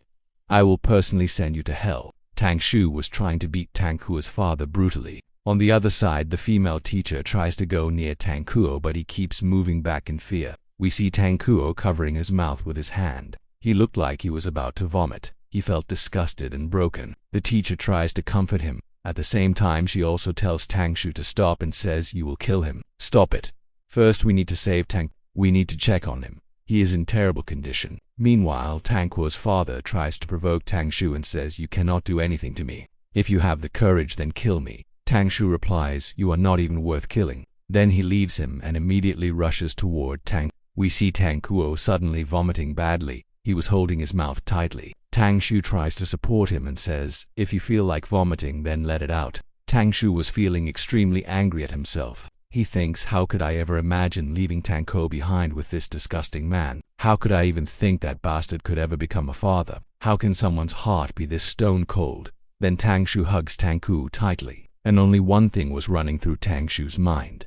If I do not take this child away with me, then he will die in this village. We see Tangkuo crying terribly while Tang Shu holds him tightly in his arms. Then Tang Shu and the female teacher start taking Tangkuo away from there. Tangkuo's father shouts, "Where are you taking my child? I have complete rights over him. Leave him here." Tang Shu says, "I will give you some money. From today, never take his name from your mouth again." While taking Tangkuo away, Tang Shu tells us that disgusting man bought a woman, ruined her life and forced her to die, and now he sold his own son to me. People like him deserve a place even worse than hell. The next scene shows us the morning. The entire village had gathered together. Everyone was talking about Tangkuo leaving the village. This new teacher was taking Tangkuo away with him. Nobody knew whether this would become a blessing or a curse for Tangkuo's first teacher asks Tang Shu, "Are you really taking him away from here?" Tang Shu replies, "Yes, absolutely. And do not worry. From today onward he will stay with me and I will never bring him back to this cursed village again." Then the female teacher calls out loudly, "Tang Shu, Tangkuo, I have packed your bags.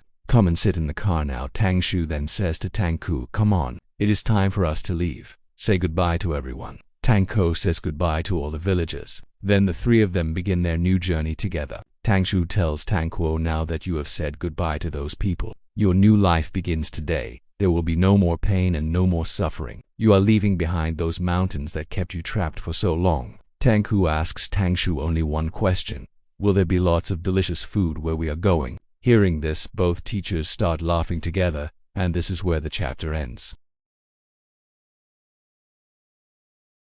Until now in the story, we had been watching the past scenes where Tang Shu saved Tangkuo from his own father and brought him to the city with him. And with this, the story returns back to the present, to the same moment where Tangkuo had revealed the truth about his mom in front of everyone, that she did not take her own life. She died while trying to save Tang. After saying this in front of the whole class, he leaves from there. And this is where today's chapter begins. We see Tang Shu coming out after talking with Tangkuo's teacher. He also wanted to find Tang. He was extremely shocked after learning that Tangkuo had hidden such a huge truth from him all this time. He immediately calls Tangkuo's roommate and asks about him, but even the roommate knew nothing. Tang Shu keeps sending message after message to Tangkuo and tells him do not even think about doing something wrong. He was also feeling angry at himself, thinking what if Tangkuo accidentally harms himself. Suddenly he remembers Dr. Wen, who is Tangkuo's psychiatrist. He immediately calls Dr. Wen and explains the entire situation to her. Then he asks whether Tangkuo is with her. Dr. Wen tells Tang Shu that Tangkuo would never do something wrong. As far as I know him, he has probably gone somewhere quiet to sit alone. He does not like attention or being in front of others, so he must be quietly sitting somewhere alone. Tang Shu becomes shocked after hearing the therapist's words and thinks, who exactly is this doctor talking about? The Tangku I know is very clingy and loves getting my attention. Just then Dr. Wen suddenly says, if you do not believe me, then go check your house. He has definitely gone there. Tangshu becomes even more shocked and thinks, why would he go to my house?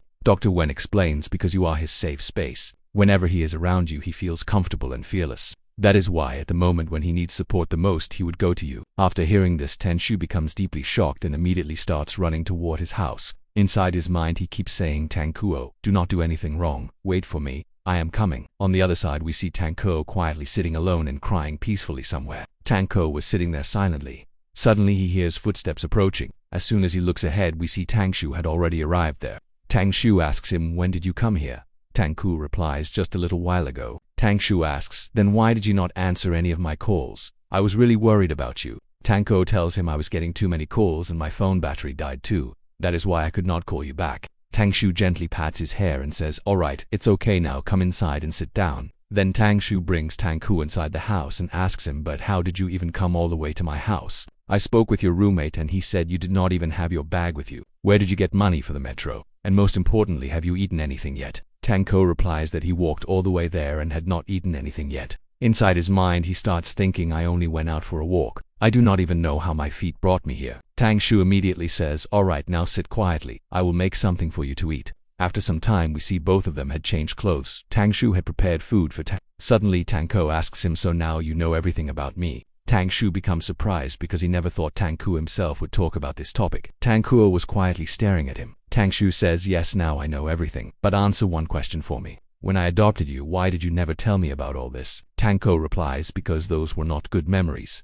That is why I did not want to tell you. And you never asked about my mom, so I also never talked about her. Tangshu then asks, then why are you telling me all this today? Why did you talk about it in front of the entire school? Tangkuo explains they were saying terrible things about my mom and I could not bear listening to it. I do not want anyone speaking badly about my mom. Tangshu says, but it was not such a big thing. Anyway, your mom did not treat you well either, right? Suddenly, Tangko becomes sad and says, maybe in the eyes of this world my mom was not the best mother. But I never thought of my mom as a bad person and I never blamed her for anything. Do you know, in the past my mom had many chances to save herself. She could have left me behind and escaped. At one point, that was exactly her plan. She was really going to leave. But when she saw me crying in hunger, she stopped. She cooked food for me. It had already become evening from morning. My mom knew that maybe she would not survive anymore. But she still fed me and told me to go sleep in bed. She looked at me very lovingly, and even I knew what was going on in her heart. I saw her packing her things and trying to leave. But that same night, those bastards brought my mom back again. Among them were my father and other traffickers. I was sitting there witnessing my mom's terrible condition. Her whole body was covered with injury marks. And at that moment I realized all of this happened because of me. Then Tangkuo tells Tangshu, if my mom had not stayed back to cook food for me that day, then she could have escaped easily and saved her own life. It is all my fault that she could never save herself. Tangshu immediately hugs Tangkuo tightly and says, all of these things are from the past. You do not need to worry about them anymore. None of this was your fault. Let the past remain in the past and forget it. I want you to forget all those painful memories. Tangkuo says, I will try. Then both of them continue eating together while talking. Tangshu asks Tangku, do you not have to go to school tomorrow? Tangko replies, I have classes but I will not go. Tangshu asks, but to take leave from school, you need your teacher's permission, right? Tangko says, but I already have a teacher with me, won't you give me permission? Tangshu immediately says, alright, I will give you 1 day off. But can you stay alone at home?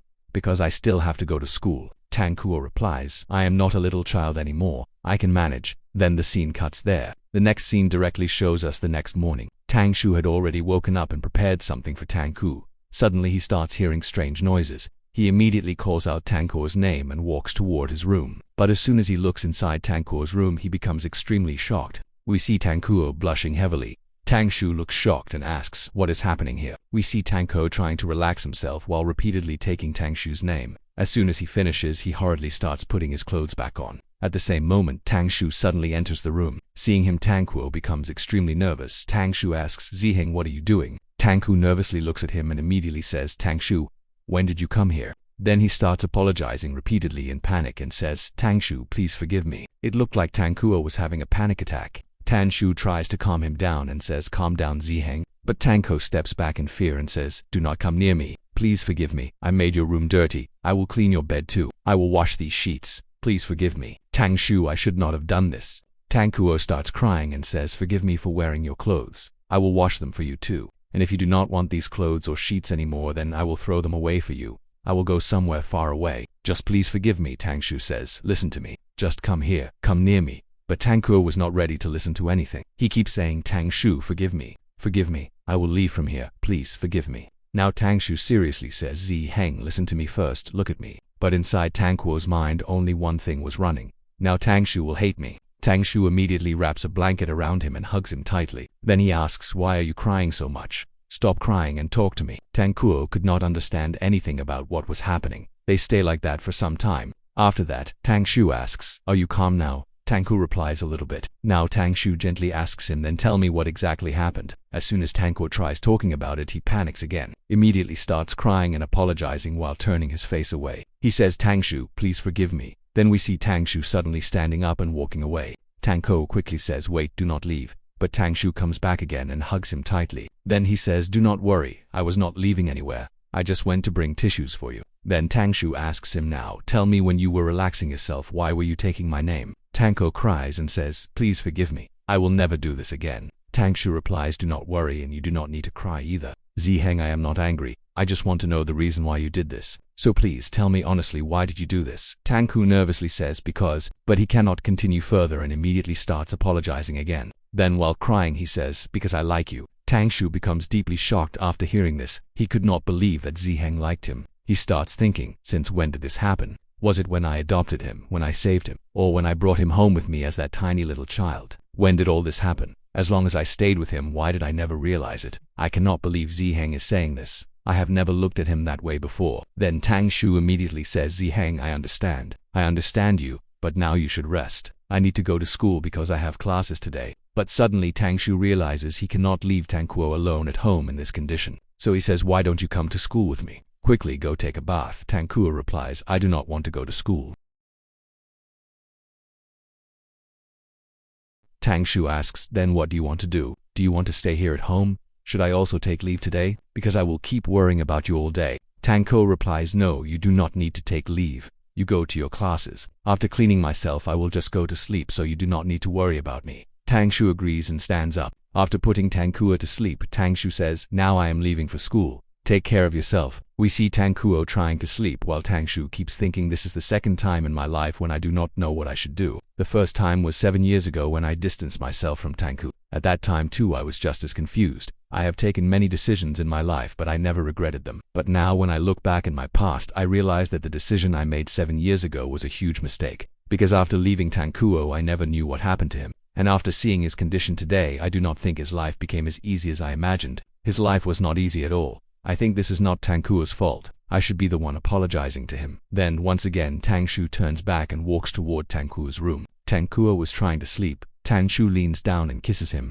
Then he says, you do not need to think too much. I am only kissing you to calm you down. You do not need to wash the clothes or the sheets. Just sleep peacefully. I will take care of everything after I come back home. And if you cannot sleep, then walk around, play games or watch TV. But now I really need to leave. Saying this, Tang Shu kisses Tang Kuo once again and says, take care of yourself. Tang Kuo starts thinking, is this a dream? Until now in the story we had seen that when Tang Kuo suddenly disappeared, Tang Shu became extremely worried and started searching for him everywhere. Then after talking with Dr. Wen, he learns Tang Kuo's location and goes directly to his own house. There we saw Tang Kuo sitting outside the gate waiting for him. And in the previous chapter we also saw Tang Kuo confessing his feelings, but Tang Shu never gave him a direct answer. Today's chapter begins with Tang Shu teaching in school, but his mind was completely occupied with thoughts about Tang Kuo and his confession. He looked deeply distracted. Suddenly a student named Zhong Hao asks him, teacher, are you alright? Did you even hear my answer? Tang Shu tells him to sit down, but Zhong Hao was thinking whether Tang Kuo was alright or not, because Zhong Hao is Tang Kuo's roommate and that is why he was worried about him. After the class ends, Tang Shu asks Zhong Hao for a little help regarding homework. Zhong Hao walks toward him and asks about Tang. Is he okay? Tang Shu tells him yes, he is fine. Hearing this, Zhong Hao happily leaves from there. After some time, Tang Shu receives a message from Tang Kuo saying that he is going to meet his mom and dad, so he will not return tonight. Tang Shu starts thinking, I wanted him to rest for a while, but he just cannot stay still. He already ran away. Then we see Tang Kuo going somewhere while thinking, is Tang Shu still angry with me? Maybe I should call him later. Tang Kuo was also extremely nervous. He kept thinking, what should I even say when he calls me? And he was terrified at this time Tang Shu might leave him again. Suddenly Tang Shu's call arrives.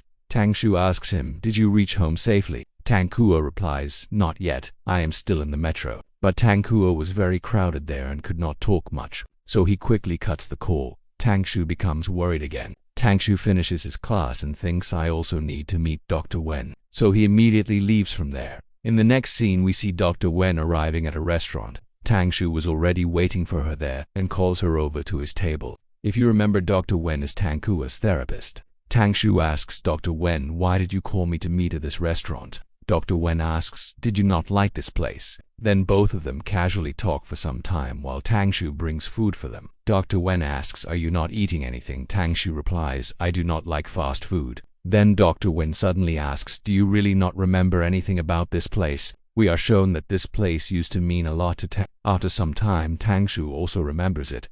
Dr. Wen says, I will not speak indirectly. I simply want to know why exactly you abandoned Tang Kuo 7 years ago. Tell me your side of the story. Now we see Tang Shu becoming serious as he starts explaining to Dr. Wen. One day, me, my female friend, and Tang Kuo went together to visit a mountain. But there's something suddenly happened to Tang Kuo. He pushed my friend down the mountain. My friend was a dancer and her legs were the most important thing for her, but her legs ended up broken. Since then I kept asking myself why exactly Tang Kuo did something like that. When she was in the hospital, I repeatedly asked Tang Kuo why he pushed her. But Zihang only looked at me with anger and hatred. Still, I kept asking him, why did you do this, Zihang? Then Zihang answered me by saying, I hate that girl. I hate her so much because she was trying to steal you away from me. That is why I intentionally pushed her. I did nothing wrong. Hearing this, Tang Shu became extremely angry and was about to hit Tang. Tang Kuo immediately got frightened and looked at Tang Shu nervously. But Tang Shu did not hit him and simply said, let's go back. Still, Tang Shu felt deeply disappointed in both Tang Kuo and himself, because he could not understand how the child he raised so lovingly could become such a bad person. In the present, Tang Shu is telling all this to Dr. Wen and says, I saw him push my friend with my own eyes. Dr. Wen explained, so your friend wanted to enter a relationship with you. Zihang probably disliked that and thought she would steal you away from him. That is probably why he acted like that. Tang Shu replies, yes, exactly. Zihang's mental state was never normal in the first place. Since childhood he was a little crazy. He always depended on me and was very insecure about me. Dr. Wen replies, one thing you said is true. His mental condition was definitely not healthy, but I would like to change the way you describe it. Dr. Wen explains that innocent child never even understood what love truly was. Since the moment he was born he never received love from anyone. And when he finally received love from one person, your love, even you started going away from him. Naturally, he could not accept that. Then Dr. Wen angrily looks toward Tang Shu and says, but do you know who made his mental state even worse? It was you. Because of you, his condition became even more terrible. 7 years ago, when you abandoned him, he started hating himself. The feelings he had inside himself started feeling disgusting and wrong to him. And because of that, he constantly punished himself. Tang Shu cannot understand anything and asks he hated himself. Dr. Wen calmly replies, you have known Zihang for so many years. Did you really never notice how conscious he always is? Did you never notice anything strange about him? Fine then, let me tell you what happened to him after you left him. 3 years ago, Zihang came to me for therapy. He came alone, and honestly he looked like a very good child. When I read his reports, I realized how outstanding he was. Excellent in studies, and his behavior was also very good. He mixed with people easily and spoke with everyone kindly. Whether in sports or studies, he was always ahead of everyone else. It was almost as if he had no flaws at all. But all of that was just an illusion. When I personally conducted psychological tests on him, I discovered a very serious problem. His mental health was nowhere near as good as he pretended it to be. To the world, he may look like a perfect student and someone talented in everything. But for Zihang, this world holds no meaning at all. A long time ago, he completely disconnected himself from the world, and in simple words, whether he lives or dies makes no difference to him. He is merely existing like a living dead person. Tang Shu cannot understand this and says, but Tang Ku looks completely normal and extremely smart too. Dr. Wen sadly replies, at first I thought the same thing, but when I got to know him and started talking with him, I realized the truth. He sees his entire life as torture and continues living it like torture. The world means nothing to him. The only thing that matters to him is becoming a better person. He forcefully pushes himself to get high marks. He forcefully pushes himself to become a good person and master every talent. Whether he likes it or not, he forces himself to make friends with everyone because that way he can remain a good person. He is still just a child, but he has placed enormous demands upon himself. He is desperately trying to shape himself into someone else, someone he is not. Then we see Dr. Wen and Tang Shu sitting together silently. Tang Shu says, "I think I finally understand what you are trying to say." Dr. Wen tells him the reason Tang Kuo became like this is because of only two people. The first is his mother, and the second is you. Because of you, he started hating him. Dr. Wen explains this place means a lot to Tang Kuo when we first came here together. The moment Tang Kuo tried eating even one bite, he immediately felt nauseous and rushed toward the bathroom to vomit. This place had become such a huge trauma for him that he could not even swallow one bite of food here. I kept asking him whether he was alright, and every single time he would answer that he was completely fine. Then he would return with me and once again try eating the food. I repeatedly told him, if you cannot eat here, then we can leave and eat somewhere else. But he always insisted that he wanted to eat only here. He always kept forcing himself in everything. And he forced himself so much that eventually he became capable of eating here again. Dr. Wen says after that we came here many more times. Tang Kuo kept practicing again and again so he could eat here normally once more. Then one day I finally asked him, "Why are you forcing yourself this much? If you dislike this place or cannot eat here, then why do you keep forcing yourself?" Do you know what answer he gave me? He told me that he wants to meet you again someday. That is why he wants to become better. He wants to become a perfect person without any flaws. And he confessed that he is terrified he might make another mistake again. And with this scene, today's chapter comes to an end. Asterisk until now. In the story we had seen Dr. Wen meeting Tang Shu. First of all, she asks Tang Shu about the secret from 7 years ago. Tang Shu then tells Dr. Wen why exactly he abandoned Tang Ku 7 years ago. Because Tang Ku had become extremely jealous and insecure and had even attacked Tang Shu's friend. On the other hand, Dr. Wen explains to Tang Shu how badly Tang Ku's mental health has deteriorated. Ever since Tang Shu abandoned him, his condition has become terrible. He cannot even swallow a single bite properly and keeps forcing himself to do everything. He forces himself to become a good person and a perfect student. Today's chapter begins with Dr. Wen asking Tang Shu, "Now you already know that Tang Ku likes you, so I want to know what you are planning to do about it." Tang Shu replies, "I have made many decisions in my life and many wrong decisions too. Abandoning Tang Kuo was one of my biggest mistakes, but I promise you that I will never repeat that mistake again." Hearing this, Dr. Wen becomes very happy and says, "I hope you truly keep your promise." Saying this, she leaves from there. Before leaving, she even gives Tang Shu a small tip. In the next scene, we see Tang Kuo wandering around pretending to be going home while talking to Tang Shu on the phone and saying that he already ate food. But then we suddenly see Tang Shu arriving there while secretly following him. Tang Shu asks him, "Did you really eat something?" Tang Kuo becomes shocked and asks, "What are you doing here?" Tang Shu replies, "I came to have dinner with you." Tang Kuo could not understand how Tang Kuo even found his address. Tang Shu immediately asks him, "What do you want to eat?" Tang Kuo was about to say anything is fine, but Tang Shu stops him and says, "Do not say anything is fine. Tell me properly what you want to eat." Tang Kuo becomes surprised. Tang Shu tells him, "Do not be nervous and just tell me what you want to eat." At the same time, he was moving very close to him. Tang Kuo starts blushing badly. Tang Shu says, "Hurry up and choose what you want to eat." Then Tang Kuo says, "First let's leave this place. We can decide while walking." After some time, Tang Kuo suggests a fish restaurant and Tang Shu agrees to it. The two of them were also having small playful arguments while walking. Suddenly Tang Shu comes closer to Tang Kuo and says, "Even though we are going there, I will not let you eat anything spicy." Then we see Tang Kuo suddenly smiling while thinking Dr. Wen was right. One day everything will become alright.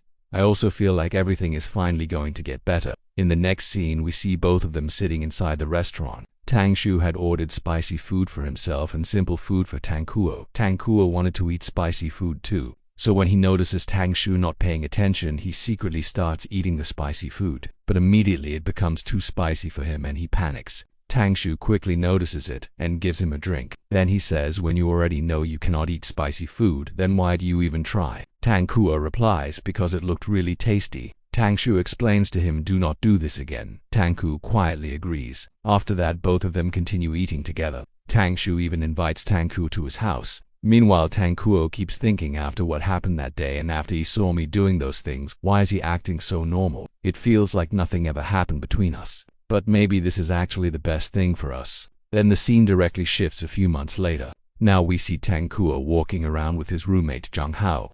Tang Kuo was feeling sick and Zhang Hao was very worried about him. Suddenly they run into Tang Shu on the way. Both of them greet their teacher and Tangshu greets them back before asking what they are doing here.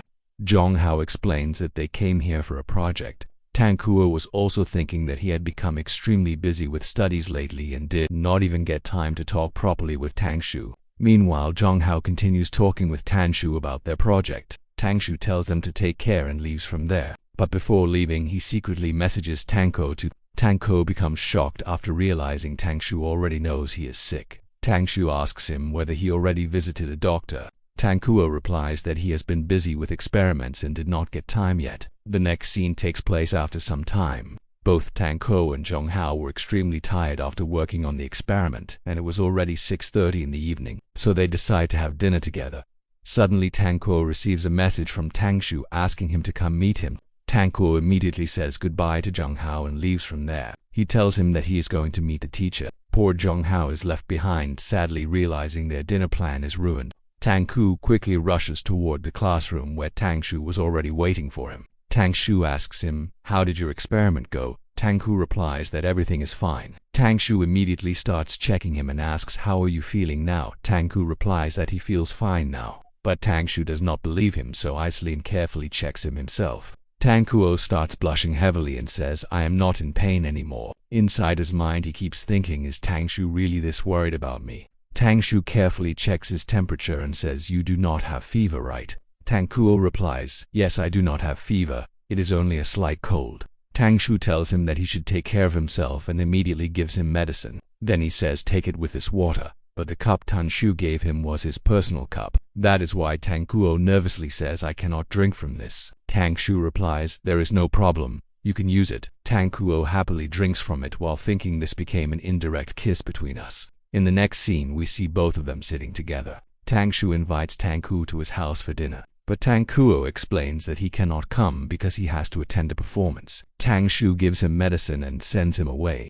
Tangko thanks him while happily staring at the sticky note attached to the medicines. Suddenly, Tangshu pulls his ears playfully and says, "Then let's at least have dinner together now." Tangkuo immediately agrees and both of them start walking together. The scene cuts there. In the next scene, Tangkuo explains that after that day his life became extremely busy and he barely got time to meet Tangshu anymore. Then we see Tangko and Jonghao together discussing their experiment while also taking pictures of their online dinner. Their life was moving very normally. Meanwhile, Tangshu always kept trying to contact Tangkuo whenever possible. Suddenly something terrible happens. We see Jonghao shouting in frustration. Then we find out why he was screaming. Someone had badly damaged their experiment setup. A girl nearby tells him maybe a bird did this. Jonghao immediately says, "I am coming there," and calms himself down a little, but deep inside he was extremely angry. He starts shouting, "I worked so hard on this experiment and paid so much attention to it. Could they not see that? They cut all the wires and now I have to redo everything from the beginning." Tangkuo tells him, "Alright then, go and fix the experiment again. I will handle everything here." Jonghao replies okay and tells him to call if there is any problem. Then both of them head toward the experiment area to repair everything. Tangko keeps hoping that not much damage has happened, but as soon as they arrive they see all the machine wires completely cut apart. Tangko becomes extremely troubled and thinks someone definitely did this intentionally. Then Tangkuo tells the girl standing nearby, "I will work on this. Meanwhile, you go eat something." After that, they begin fixing the experiment again. Suddenly a teacher arrives there. All the students greet him and he tells them to focus on their work, but Tangkuo was too focused on the experiment to even pay attention. Then suddenly the teacher walks near him and we see that it was actually Tangshu asks him, "Are you getting angry while working so much?" Tangko immediately starts telling him all his problems. He was also sick at the moment. That is why Tangshu asks him, "Are you alright?" Tangko replies that the lab is going to close very soon and he does not know whether they will even finish the experiment or not. Tangshu tells him, "Do not worry. I will bring the keys so the lab will not close." Then Tangshu says, "Whenever you need my help, just come find me." After that, Tangshu leaves from there. Tangkuo starts thinking Tangshu has really changed now. The next scene takes place at night. Even after the room officially closes, Tangshu arrives there with the keys and allows Tangkuo to enter the lab again. Then he asks, "Do you need my help?" To Tangkuo replies, "Taking help from a teacher would be cheating, so I will not do that." Tangshu laughs and says, "But I can at least help a little." Tangkuo finally agrees.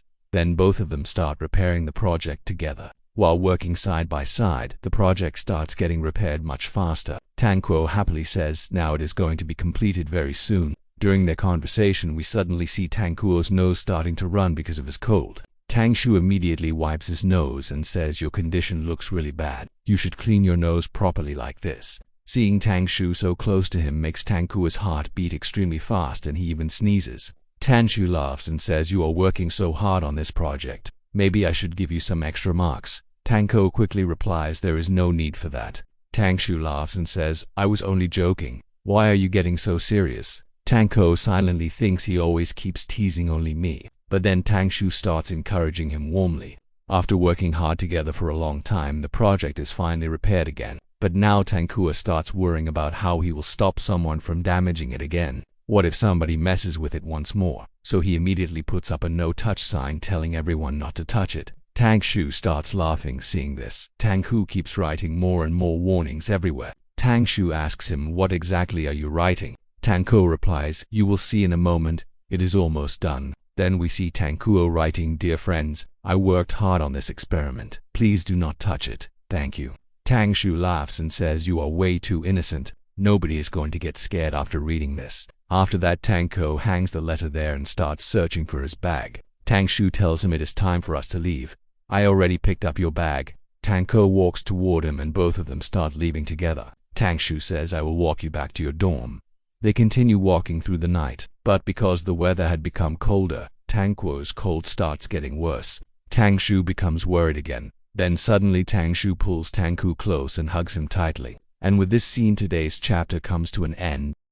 Until now, in the story we had seen that after talking with Dr. Wen, Tangshu decided that he would fix all the mistakes he made in the past. After that, he started trying to repair his relationship with Tangguo. The two of them spent a lot of quality time together. And at the end of the previous chapter, we saw Tangshu hugging Tangguo. At the start of today's chapter, we see Tangshu telling Tangguo not to overthink too much. Then he says, "Once your exams are over, we will go on a vacation together." But inside Tangguo's mind, only one thought was running. Am I dreaming with my eyes open right now? Then Tangshu tells Tangguo it has become very late. "Come on, I will drop you back." The two of them happily start walking together while holding each other's hands. Tangguo was extremely happy. But just as they were about to reach the dorm area, Tangshu suddenly lets go of Tangguo's hand and says, "There are too many cameras here." Then as soon as they pass the cameras, Tangshu hugs Tangguo once again. In the next scene, Tangguo returns back to his room and tells his friends that he repaired the project. Everyone becomes very happy and starts celebrating.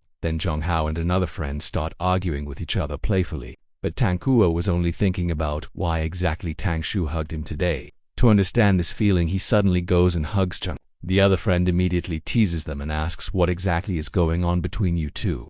Zhonghao quickly says nothing at all. Meanwhile, Tangguo keeps hugging him while trying to understand why Tangshu hugged him. After a while, he lets Zhonghao go. Then Zhonghao jokingly says, "Bro, if you liked me, you should have told me earlier." Tangguo immediately replies, "Absolutely not." After that, all of them decide to sleep. But Tangguo still keeps thinking only about that hug and could no longer control himself. The next scene shifts a few days later. Tangshu had called Tangguo to meet him. Then he asks, "Are you tired from studying so much?" Tangguo denies it. Taking advantage of the moment, Tangguo asks, "Teacher, can you tell me how many marks I got?" Tangshu replies, "You got a perfect score. You scored 100. Tangguo becomes extremely happy. Then Tangshu says, "Do you want a reward? Hold your hand out." As soon as Tangguo stretches his hand forward, Tangshu places a red flower in his hand and asks, "Did you like it?" Tangguo happily thanks him for it. Then Tangshu asks, "Can I hug you too?" Tangguo immediately refuses. But Tangshu still hugs him anyway and wishes him good luck for the next exam. Then Tangguo happily leaves from there. Suddenly Tangshu realizes that somebody was watching them. He says, "Whoever is there, come out." Then we see Zhonghao coming out from behind and asking, "Teacher, what exactly is going on between you and Tangguo?" Then he quickly explains, "I was not spying on you two. Tangguo is my friend, so I was just worried about him." "Do not worry, I will not tell anyone about this." Tangshu replies, "What you understood is completely correct. But do not tell Tangguo about this yet." Zhonghao asks why. Tangshu replies, "Because I am keeping this relationship secret. He should not know that we are secretly dating." Then the scene cuts there and shifts a few months later. Now we see Tangguo talking with someone on the phone, and that person was none other than Tangshu.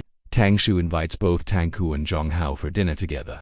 When Jong-hao asks what happened, Tang-ku explains that teacher Tang-shu wants to take both of them out for dinner. Hearing this, Jong-hao becomes very excited. In the next scene, we see all three of them eating dinner together. Tang-ku goes away for a moment to order food. Poor Jong-hao was left sitting there feeling extremely awkward. Suddenly his attention goes toward the television where a female idol was being shown and she looked very pretty. Then Jong-hao casually says this is Tang-kuo's favorite idol. Tang-shu becomes shocked and asks, Ziheng is actually a fan of this girl. And if you remember, this was the same girl who used to be Tang-shu's friend and the same girl Tang-ku attacked in the past. Now Jong-hao explains that Tang-ku is a huge fan of that dancer. Whenever she performs, he goes to watch her at any cost, even if he has to skip classes or steal his classmate's ticket. Tang-shu still could not believe it. Suddenly Tang-ku returns there. Jong-hao immediately changes the topic and says there is so much food here. Do you want to eat something? Then Jong-hao asks Tang-ku what his plans are for tonight. He explains that all their friends are planning to play games and invites Tang-ku to. But before Tang-ku can even answer, Tang-shu suddenly walks closer to him and starts wiping his face gently. Tang-shu was acting extremely lovey-dovey in front of everyone. Tang-ku starts blushing heavily. Tang-shu leans very close to him and says, "Tell me what you want to eat. I will bring it for you." Seeing all this, poor Jong-hao feels like the third wheel between them. Tang-kuo quickly tries to handle the situation and starts thinking what happened to Tang-shu today. Why is he behaving like this in front of everyone? Then Tang-shu suddenly looks toward Jong-hao and asks, "You were saying something, right?" Jong-hao awkwardly replies, "Nothing at all. After dinner I will quietly disappear from here." Then the scene directly shifts to after dinner. Jong-hao immediately makes an excuse and leaves from there. Tang-ku then asks Tang-shu, "So what are we going to do now?" Tang-shu replies, "I am still hungry. Do you want to eat something else too? Let's go somewhere." Tang-ku agrees, and both of them start walking together while holding hands. At the same time, Tang-shu looks toward Tang-ku and thinks, "Ziheng, forgive me. You will have to face those painful memories once again." Then we see Tang-shu bringing Tang-ku to the exact same restaurant, McDonald's. The moment Tang-kuo sees that place, all his past trauma returns instantly. He becomes extremely nervous and says, "Can we not go somewhere else?" Tang-shu tries to calm him down. Tang-kuo also did not want to show weakness, so he says, "All right, let's go inside." With trembling hands, Tang-kuo opens the restaurant door and tries to walk inside. Just then, Tang-shu grabs his hand and says, "Let's go in together." Inside the restaurant, we see Tang-shu eating the food and saying this food is honestly not even that good. Why do kids these days like it so much? Meanwhile, inside Tang-kuo's mind, only one thought was running. Did he bring me here again to abandon me once more? Is he going to leave me again? Tang-shu asks him, "Are you okay? You look a little sick." Tang-ku immediately moves away from him and starts avoiding him. Tang-shu asks Ziheng what happened. Suddenly Tang-ku starts feeling nauseous. He immediately stands up and tries to run away from there. Tang-shu grabs his hand and says, "Ziheng, look at me and calm down." But Tang-ku refuses to look at him and says, "I need to go to the washroom. Let me go." Then he pulls his hand away and runs toward the washroom where he starts vomiting badly. While crying, he thinks, "My stomach hurts so much. I have not even eaten anything yet. My stomach still hurts so much and I cannot stop vomiting. All this is happening just because I came to this place again." Then we see Tang-ko suddenly starting to cry heavily. Tang-shu immediately comes there and hugs him tightly. Then he says, "Ziheng, do not panic. I am here with you. This time I am not going anywhere." Then Tang-shu gently says, "Ziheng, look at me." Tang-ku looks toward him while crying and softly calls his name. Tang-shu comforts him and says, "I am with you. I will always stay with you." Tang-ko cries and says, "Please forgive me. I do not understand why I am feeling so much pain. I cannot do anything right now. I cannot stay here. It hurts too much." Tang-shu immediately replies, "Then, all right, let's leave this place right now." Then we see both of them standing outside the restaurant. Tang-shu apologizes to Tang-ku and says, "I did not know your condition would become this bad after coming here and that you would react this strongly. Please forgive me. This was my mistake. I should never have brought you here. I only wanted to reconnect with you by bringing you here. I did not want you to stay afraid of this place forever. And please forgive me for all the mistakes I made in the past too. Forgive me for abandoning you." Then Tang-shu apologizes for failing to fulfill his responsibilities properly and says, "Forgive me for all my mistakes. Even if you cannot forgive me, please at least forgive yourself. Alright, you already apologized to my friend and she forgave you too. So now let's leave the past behind. And about your feelings for me, I will allow you to like me and honestly I am happy about it too." Tang-kuo cries and says, "Please take me home." I want to go home, Tang Shu gently replies. All right, I will take you home with me. And this is where today's chapter in the video come to an end. Now in the story we had seen that Zhong Hao found out about Tang Shu and Tang Kuo's relationship, but Tang Shu asked him to keep it a secret and Zhong Hao agreed to it. After that, Tang Kuo, Tang Shu and Zhong Hao all had dinner together. Then, after Zhong Hao left, Tang Shu brought Tang Kuo to the same restaurant where he abandoned him 7 years ago. Tang Kuo had such terrible trauma connected to that place that he could not even swallow a single bite there. The moment he saw that place, he started trembling badly and kept vomiting again and again. After that, Tang Shu comforted him and explained that both he and his friend had already forgiven Tang. Tang Kuo cried while asking Tang Shu to take him home. At the start of today's chapter, we see Tang Shu sitting inside his room while cleaning a toy. Guys, this was the same toy that used to be Tang Kuo's favorite during childhood. But when Tang Shu abandoned him, Tang Kuo had broken this toy too. Then we see Tang Kuo entering the room and Tang Shu tells him 7 years ago I was in such a hurry that I forgot to return this to you. The moment Tang Kuo sees the toy, all the trauma from the past starts returning to him again. He becomes extremely scared. With trembling hands, he grabs the toy and starts remembering the painful memory from the past when Tang Shu left him. We see Tang Kuo holding the toy so tightly in panic that Tang Shu becomes worried and says, Ziheng, let it go. Release the toy, but Tang Kuo just keeps staring at him nervously. Suddenly the toy slips from his hands and Tang Kuo remembers the exact moment when Tang Shu abandoned him and broke this toy. Tang Kuo nervously starts biting his lips. Tang Shu tells him, Ziheng, calm yourself down. Do not panic, Tang Kuo cries and says, I knew I was wrong. I wanted to apologize to both you and your friend, but I never had enough courage. I waited for you for such a long time thinking you would come back to find me, but you never came. Tang Kuo continues crying and says, only because of you I studied so hard. I won so many awards that I wanted to show you. When I found out that you became a teacher at the University of Science and Technology, I chose the same field and took admission there only so I could see you again. Tang Shu looks toward him and says, I know. I understand you. Tang Kuo starts crying even harder. Then Tang Shu asks, do you want to tell me anything else too? You can say it. I am listening. But suddenly Tang Kuo starts feeling strange and steps back a little. Then we see Tang Shu placing his hands on Tang Kuo's cheeks and saying, Ziheng, let's date. He moves extremely close to him.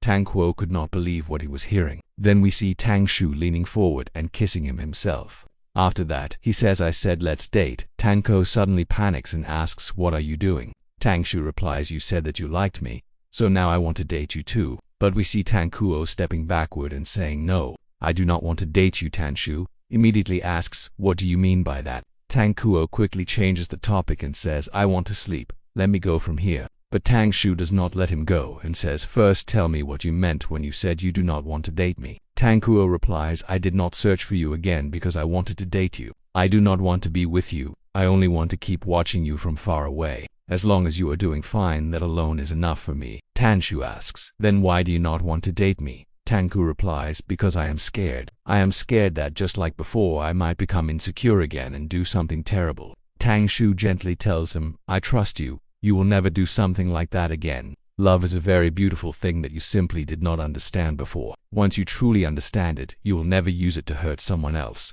Tang Kuo listens to his words in complete shock. Then Tang Shu hugs him tightly and says, Ziheng, I promise I will never treat you like before again. Trust me this time. After that, Tang Shu suddenly lifts Tang Kuo into his arms and says, once your exams are over, we will go on a trip somewhere together. Tang Kuo agrees to it. Then Tang Kuo agrees to it. Then Tang Kuo quickly says, I am sleepy now. Take me to my room. But Tang Shu replies, no, you are sleeping in my room tonight. Tang Kuo becomes completely shocked. The next scene shifts to after the exams. Winter break had already started and the two of them had traveled to another city for vacation. They had just checked into their hotel room. Then Tang Shu asks Tang Kuo about his results. Tang Kuo proudly replies, as always I ranked first again. To celebrate, Tang Shu starts feeding him grapes which turn out to be extremely sour. Then Tang Shu suddenly moves close and kisses him before saying, yes, these are actually really sour. After that, Tang Shu tells Tang Kuo, call your parents and tell them that you reached safely. Tang Kuo immediately calls his mother and tells her that he has safely arrived in the city. His stepmother tells him to take care of himself and also asks him to tell his friend to stay safe too and enjoy the trip. Then she ends the call. Now we see Tang Shu unpacking their luggage while saying we are going out to explore later. Then Tang Shu walks near Tang Kuo and asks, are you feeling hot? Do you want to go outside? Tankuo starts thinking it must be freezing outside and we might get sick. But suddenly he remembers that Tangshu bought him a new jacket earlier. It was a matching couple outfit and it was extremely oversized. Tankuo kept wondering how he was even supposed to wear something like that. But Tangshu convinced him, saying that since it was a couple outfit, they absolutely had to wear it together. After that, we once again see both of them inside their room. Tangshu suddenly says, "Now it is time for your hug. Let's hug each other." Then he immediately hugs Tankuo tightly. Tankuo starts thinking, I guess I have already gotten used to this now. The next scene takes place during evening time. Both of them were walking around the city together. Tankuo was talking about food when suddenly we see Tangshu trying to hold his hand. But Tankuo moves away because he was feeling cold. Suddenly Tangshu asks him, "Do you know why I love traveling so much?" Tankuo replies, "I do not know. You tell me." Tangshu says, "Because when we go to a completely new place, nobody knows us there. We have no identity there, so we can do whatever we want." Saying this, he immediately grabs Tankuo's hand and moves closer to him. Then he says there is no reason to be nervous. Since nobody knows us here, we can live like a real couple. Look in front of you. Then we see Tankuo looking ahead and noticing another couple openly walking around together without any fear or shame. Seeing them, Tankuo starts thinking that in this world, this kind of unfamiliar love has no real value. That is why whenever life starts suffocating us, traveling becomes the best cure. It does not matter where we go. The moment we arrive somewhere new, our hearts slowly start finding peace. Then he looks toward Tangshu and thinks that in a new place they can make a completely new beginning. They can hold hands openly, hug each other anywhere, and walk together freely. Then both of them continue walking together. In the next scene, we see Tankuo inside the hotel room while taking a bath. Suddenly Tangshu enters there too, and the two of them start acting a little naughty together. After that, Tangshu tells him, "Honestly, I still do not like this teacher-student relationship between us." Tankuo replies, "Do you think I am too young?" Tangshu says, "No, I am the one who has become too old. It feels like I am trapping a young kid, so we will only move one step further in our relationship once you are completely ready for it yourself." Then the scene cuts there. The next scene directly shifts to New Year. Tankuo had already arrived at his step-parents' house to celebrate New Year with them. He had just returned from a blind date arranged by his parents. Apparently, the girl from the blind date insulted Tankuo badly, so his mother was extremely angry about it. Tankuo says goodbye to his parents and goes straight to his room. The moment he enters his room, he immediately calls his partner Tangshu. Then he asks Tangshu what he is doing. Tangshu asks him how his blind date went. Tankuo replies, "It was nothing special. Now tell me how your blind date went." This reveals that even Tangshu had gone on a blind date. Tangshu laughs and says, "I directly told my blind date that I already have a partner, so she quickly left me alone." Suddenly, Tankuo starts hearing some strange noises. He asks Tangshu about it. Tangshu replies, "There is a little problem here right now. I will talk to you later." Then Tangshu ends the call after calling Tankuo his partner. Tankuo becomes extremely happy hearing that word and falls asleep while thinking about it. In the next scene, after celebrating New Year with his family, Tankuo arrives at Tangshu's house. The two of them sit together and celebrate New Year side by side. Then Tangshu asks Tankuo, "Do you want to meet anyone else during New Year too? You should visit the homes of the people you are close to." In the very next scene, we see Tankuo arriving at Dr. Wen's house. Dr. Wen asks him, "Kuo, why did you come here today?" Then she invites him inside and tells him to sit down. Both of them sit together while Dr. Wen asks, "Do you need counseling even during New Year?" Tankuo replies, "No, today I only came here to wish you Happy New Year." Then Dr. Wen asks him, "You seem to be in a really good mood lately. Are you finally in a relationship with Tangshu? Is that why you look so happy?" Tankuo shyly replies, "Yes." Suddenly we see Dr. Wen's daughter arriving there. She starts talking with her mother before going near Tankuo and saying, "Look at my toy. It is cute, right?" Tankuo smiles and replies, "Yes, it is really very cute." Then the little girl runs away to play again. After that, Tankuo suddenly asks Dr. Wen, "Honestly, I still cannot believe that I am actually in a relationship with him.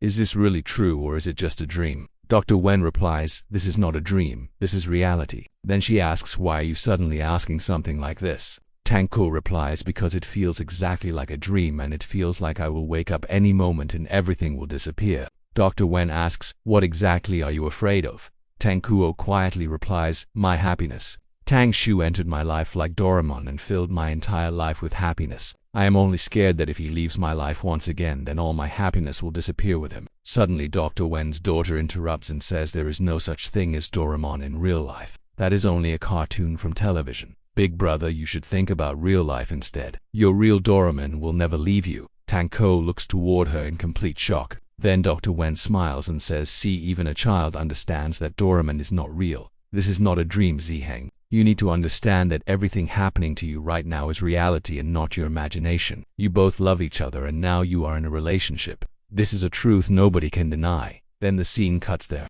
In the next scene we once again see Tang Kuo and Tang Shu together. Tang Shu wishes him Happy New Year and immediately hugs him tightly. At the same time he secretly slips something inside Tang Kuo's bag. Tang Kuo asks him, what did you put inside my bag? Tang Shu replies, there is a New Year tradition where elders give younger people a red envelope filled with money. So I gave one to you too. Tang Kuo immediately replies, I am not a child anymore. Then the scene cuts once again.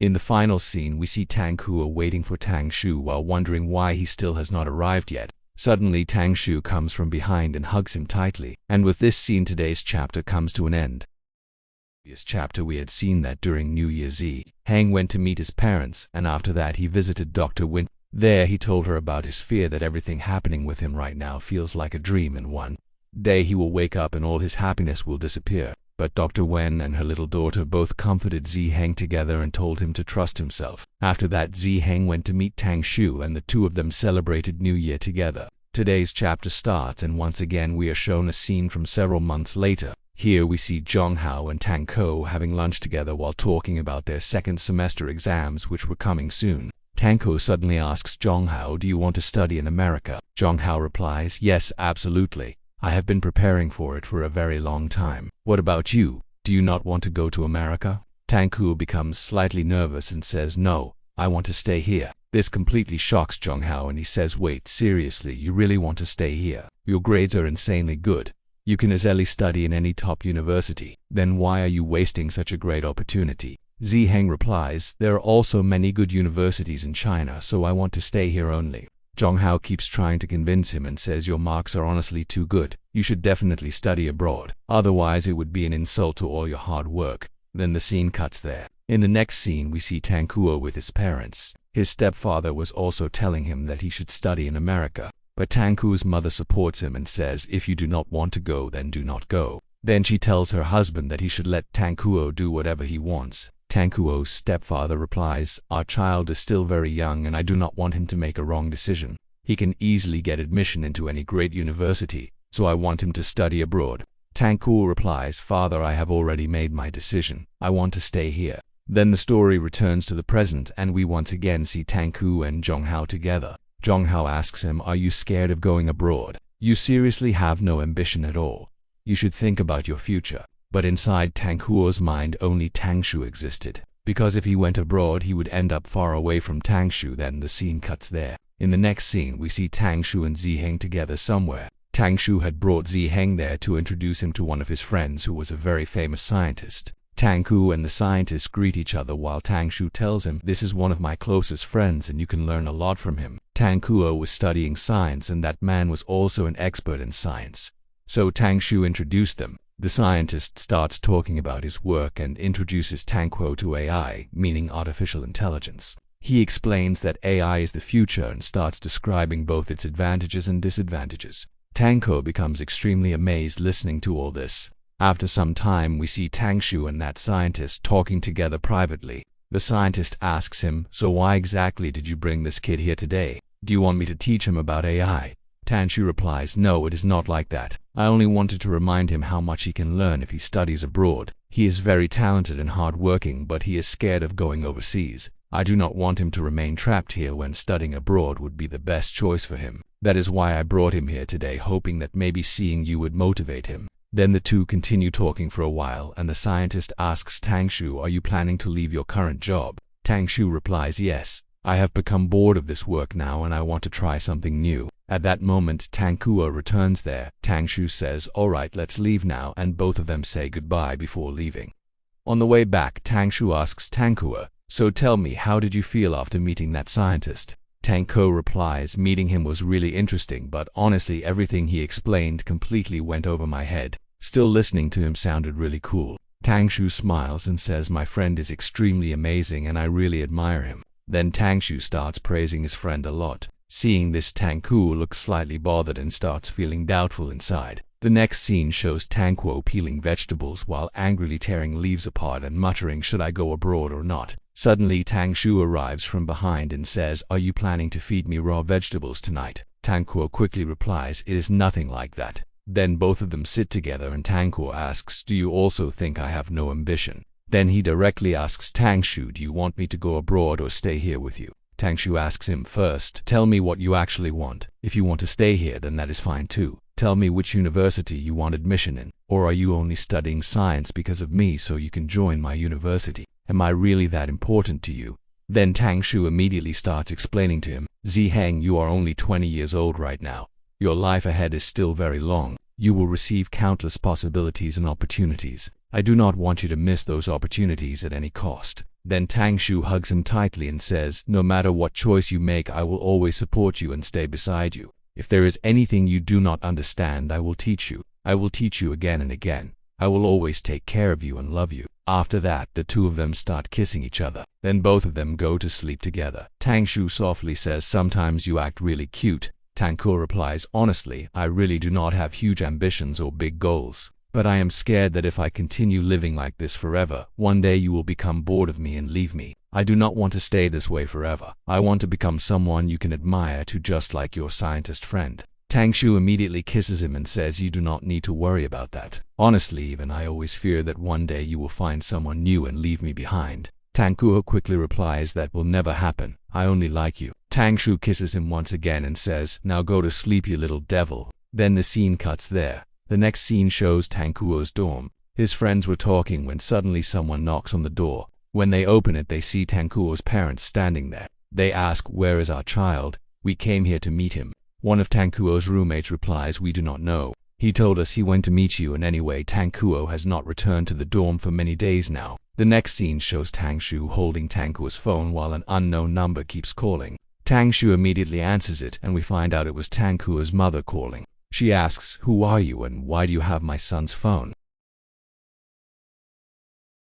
Tangshu replies, "I am Tangshu. Do you remember me? I am the one who brought Tangkuo into your family. Currently, Tangkuo is living with me. If you want to know anything else, then we can meet and talk directly." At that moment, Tangkuo arrives and asks, "What happened?" Tangshu tells him, "Your mother called." Tangkuo immediately becomes very nervous after hearing that his stepmother called. Then Tangshu calmly says, "I already invited them to meet us so we can all talk together." Tangkuo was panicking badly. Tangshu comforts him and says, "Do not worry. Leave everything to me. I will handle it." In the next scene, we see Tangkuo and Tangshu going to meet his parents. Tangkuo was talking with his mother while Tangshu quietly watched him and thought to himself, "The only other time I saw him this nervous was when he confessed his feelings to me." Tangshu then thinks, "Honestly, I am not someone who expresses feelings easily. But I am sure about one thing. I am possessive about him. Ever since I met him again, everything between us started changing." The next scene shows all four of them sitting together. Tangkuo's stepfather says, "I did not know you two stayed in contact even after all these years." Tangkuo explains, "Father, I never wanted to hide this from you. I just never found the right time to tell you." Then he immediately looks toward his stepmother for help. At that moment, Tangshu speaks and says, "I teach at Tangkuo's university and that is how we met again." Then he directly says, "Both of us are in a relationship. We love each other and we are also living together. I know you may have problems because of my gender and status. But I truly love Tangkuo and I want your approval because from now on I will take even better care of him in the future." Tangkuo looks at him in complete shock. Then Tangkuo's mother says, "For me this is extremely difficult to accept. I have always been very grateful to you because you were the one who first brought Tangkuo into our lives. But even though I do not want to, I still have to stop you two today. Before giving my answer, I want to ask you some questions.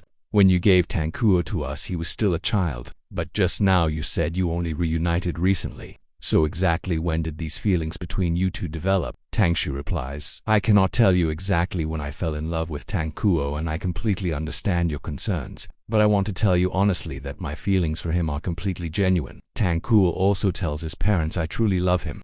Just then Tangkuo's mother says, "My child, can you step outside for a little while? I need to talk privately with your teacher." Tangkuo tries to speak but Tangshu tells him go outside. Then we see Tangkuo leaving the room. After some time, Tangkuo's step-parents return inside, and his mother says, "There are many things I could not say earlier because Tangkuo was here. It is already very late, so I will speak directly. I always knew that Tanghua liked you, or at least had strange feelings for you. When he was younger, I accidentally opened his computer and saw countless emails he had written for you. He sent you thousands of emails, but you never replied to even one of them. Did those emails never reach you, or did you simply not want to answer him? Our child kept sending you email after email, but you never responded even once.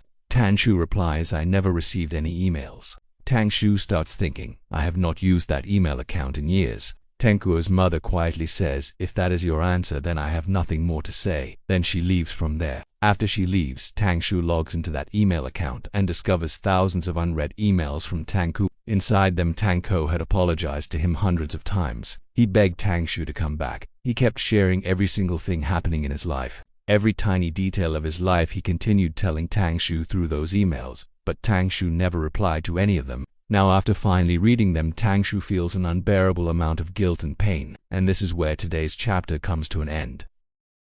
In this chapter, we had seen that Tanghuo's step-parents found out about Tangshu and Tanghuo's relationship, and they were not very happy about it. Tanghu and Tangshu both tried their best to explain things from their side. Then Tanghuo's mother revealed that she already knew Tanghu had feelings for Tangshu. After that, she told Tangshu to check his old emails, where thousands of emails from Tanghu were still waiting unread. Those emails proved just how deeply Tanghu loved him. He had waited endlessly for Tangshu's replies, but Tangshu never answered even once. Today's chapter starts with Tangshu feeling terrible after reading all those emails. Inside them, Tanghu had apologized again and again, begged him to come back, and shared every small detail of his life with him. Then we are directly shown the next morning. Tangshu calls Tanghu and tells him that he is coming to pick him up from school. After that, he brings him home and locks him inside a room, which scares Tanghu a lot. Then Tangshu finally confesses his feelings properly and tells him that he loves him very much.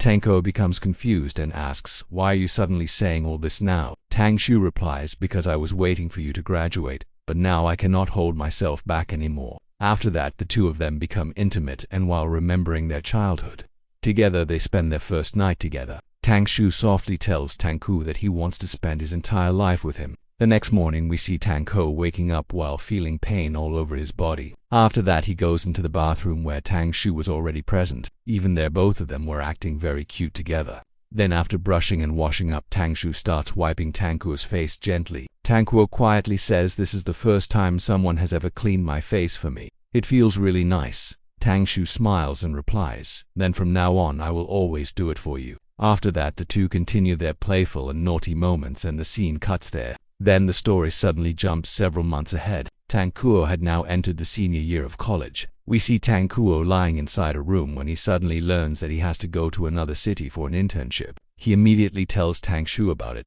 Tangshu asks him, first check which teacher is going with your group. The moment Tanghu checks, he becomes extremely happy and hugs Tangshu tightly while saying, you are the one coming with us to the other city. Tangshu laughs and asks, are you really that excited about going there again? Tanghu replies, yes, absolutely. Then Tangshu teasingly says, looking at your excitement, it feels like you already booked the tickets. Tangshu then reveals that he already booked the train tickets. Just then, Tangshu receives a call from Hetsihung, who had already talked with all the students joining the internship. Tangshu sends him money so he can arrange the tickets and other things. After that, Tanghu starts praising Tangshu, and both of them become extremely excited for the trip. The next scene shows them already inside the train as it begins moving toward the other city. Tanghu quietly walks out and starts wondering how he is supposed to find Tangshu. Suddenly, a hand grabs him and pulls him closer while covering his mouth. It turns out to be Tangshu. Tanghu becomes extremely happy after seeing him. Tangshu teasingly asks, are you really this happy to see me?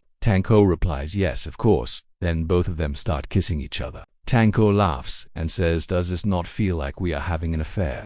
Tangshu replies, yes, it really does feel like an affair. So let's continue this affair for a few more minutes. Then they kiss again. After that, Tangshu gives Tanghu warm water for the night and tells him to keep it with him. Tanghu asks, are you not staying in the same hotel with us? Tangshu replies, no, I will be staying with another teacher. Then he teasingly asks, do you want us to have another affair, because that might become difficult? Tanghu laughs and says, that sounds really bad. I was actually thinking about having an affair though. Then he kisses Tangshu on the cheek and leaves. Tangshu watches him go and thinks this kid's courage keeps increasing day by day. After that, Tangshu receives a call from his friend Zixi. She tells him something which shocks him and he replies, "Alright, fine, I will bring him there." Then he hangs up. The next scene shows Tankuo during his internship working extremely hard with his friends. At the same time, he keeps updating Tanshu about everything. After finishing work, he comes outside with his friends, and during their conversation, Tangshu learns that Tangku had already visited this city before. The next scene takes place at night while everyone was returning. It suddenly starts raining heavily. Tangshu tells everyone to stay careful. Since the place was very dark, he quietly pulls Tankuo closer to himself. Meanwhile, Tankuo's friends were busy talking among themselves. Tankuo becomes fascinated by the flowers there and also by the falling snow, which makes him really happy. Tangshu finds Tankuo incredibly adorable, so he takes advantage of the moment and pulls him closer under the umbrella before kissing him. Right at that moment, the lights suddenly turn on, and Haezong ends up seeing them. Tankuo immediately becomes extremely embarrassed. The next scene shows Tangshu and Tankuo dressed beautifully in formal clothes while going somewhere together. Tankuo asks, "Where exactly are we going?" Tangshu replies, "My friend Zixi is getting married today, so we are invited to her wedding." Tankuo becomes shocked and asks, how did big sister decide to get married? Tangshu explains that she had been dating her boyfriend for a very long time, so now she is marrying him. Tankuo becomes extremely excited and happy to meet Zixi. Then both of them walk inside together. The next scene shows Zixi looking absolutely beautiful. Tankuo and Tangshu both congratulate her. Tangshu hugs her and wishes her luck. Tankuo also gives her an envelope gift. After that, Tangshu gets slightly busy, so Zixi comes over to talk with Tankuo and says, "Honestly, I never thought Tangshu would end up dating you and that both of you would actually become one." Then she asks Tankuo about a movie and says, "Did you watch it?" Tankuo replies, "Yes, I did." Then Zixi suddenly says, "Alright then, let's act out a scene together." Tankuo becomes slightly confused. In the next scene, Tangshu walks inside, only to find Zixi alone there. He asks, "Where did Tankuo go?" Zixi jokingly replies, "I ate him. Now he is inside my stomach." Tangshu immediately replies, "That is terrible. Hurry up and throw him back out." Then suddenly Zixi becomes serious and says, "There is something I wanted to ask you for a very long time. So many boys and girls liked you. Then why did you choose this little kid? How can you say that you truly love him?" Tangshu calmly replies, "For me, love depends on two things." Zixi looks confused, so Tangshu continues, "If I love someone, then first I want to protect them. And second, if I love someone, then I want that person to belong completely to me. For example, I love you too. I want to protect you as well, but I do not want to possess you, and I do not want you to stay with me forever." Zixi then asks, "So you want Tankuo to stay beside you forever, and you want him to belong only to you?" Tangshu quietly replies, "Yes. I thought about this many times before. I asked myself whether I truly wanted to spend my whole life with him or whether I should simply treat him like everyone else and keep a distance between us." Zixi asks then, "What answer did you find?" Tangshu replies, "The answer to my first question is yes. I want to spend my whole life with him. And the answer to my second question is no. I do not want any distance between us. I do not want to treat him the same way I treat others. He is extremely special to me." And after thinking about all these things, I realized only one truth, that yes, I am completely ready to spend my entire life with him. Zixi looks at him in shock, while Tangshu quietly looks back at her. Then Zixi softly says, "I think I finally understand now. Anyway, it does not matter anymore. The person you chose for your life is not a bad person at all. I do not have any regrets or sadness left in my heart." Tangshu gently replies, "Because you are a really good person." Then Zixi says, "I only want to ask one final question. If Zihing had never hurt me and we had remained close like before, then would you still have liked me and gone abroad with me?" Tangshu quietly replies, "I already told you before. Whenever you need me, I will always come to you. And no matter what happens in the future, you can always return back to me." After that, we see Tangshu walking away while thinking to himself, "I have to admit that what happened back then really was because of Tank. That is why I only worried about Zixi's safety at first. I knew Tanko had done something wrong, but I never wanted him to spend his entire life drowning in guilt, nor did I want that mistake to destroy his future." At that moment, Tanko suddenly arrives there. Tangshu smiles and asks the wedding will take some more time to start. "Would you like to go for a walk with me?" Tankuo happily agrees, and both of them walk outside together. Then Tankuo shows Tangshu a flower and asks, "Do you know what flower this is?" Tangshu replies, "I do not know." Tangshu replies and says, "This flower is called Daisy, and in the language of flowers, Daisy represents a new beginning and happiness." Then suddenly Tankuo says, "Tangshu, I want to sing a song for you." And he starts singing. The lyrics said, I do not know what is right and what is wrong, what is good and what is bad. I do not know when I should smile and when I should cry. But I only know one thing. Whenever I cannot see you, I miss you terribly. And in this life, my only wish is to give all my happiness to you. After finishing the song, Tangshu asks, "Did you understand it?" Tangshu smiles and replies, "I only understood one thing, and that is happiness, which I already have because you exist beside me." Tangshu quietly says, "Then you already understood everything I wanted to give you." After that, the two of them hug each other, and Tangshu softly says, "What a beautiful coincidence, because I feel exactly the same way. I also want to give all my happiness to you." And with this emotional scene, the manhwa finally comes to an end. I hope you all liked this manhwa as well, and now we will soon start a brand new manhwa together. So, see you all in the next video. Thank you for watching. Goodbye.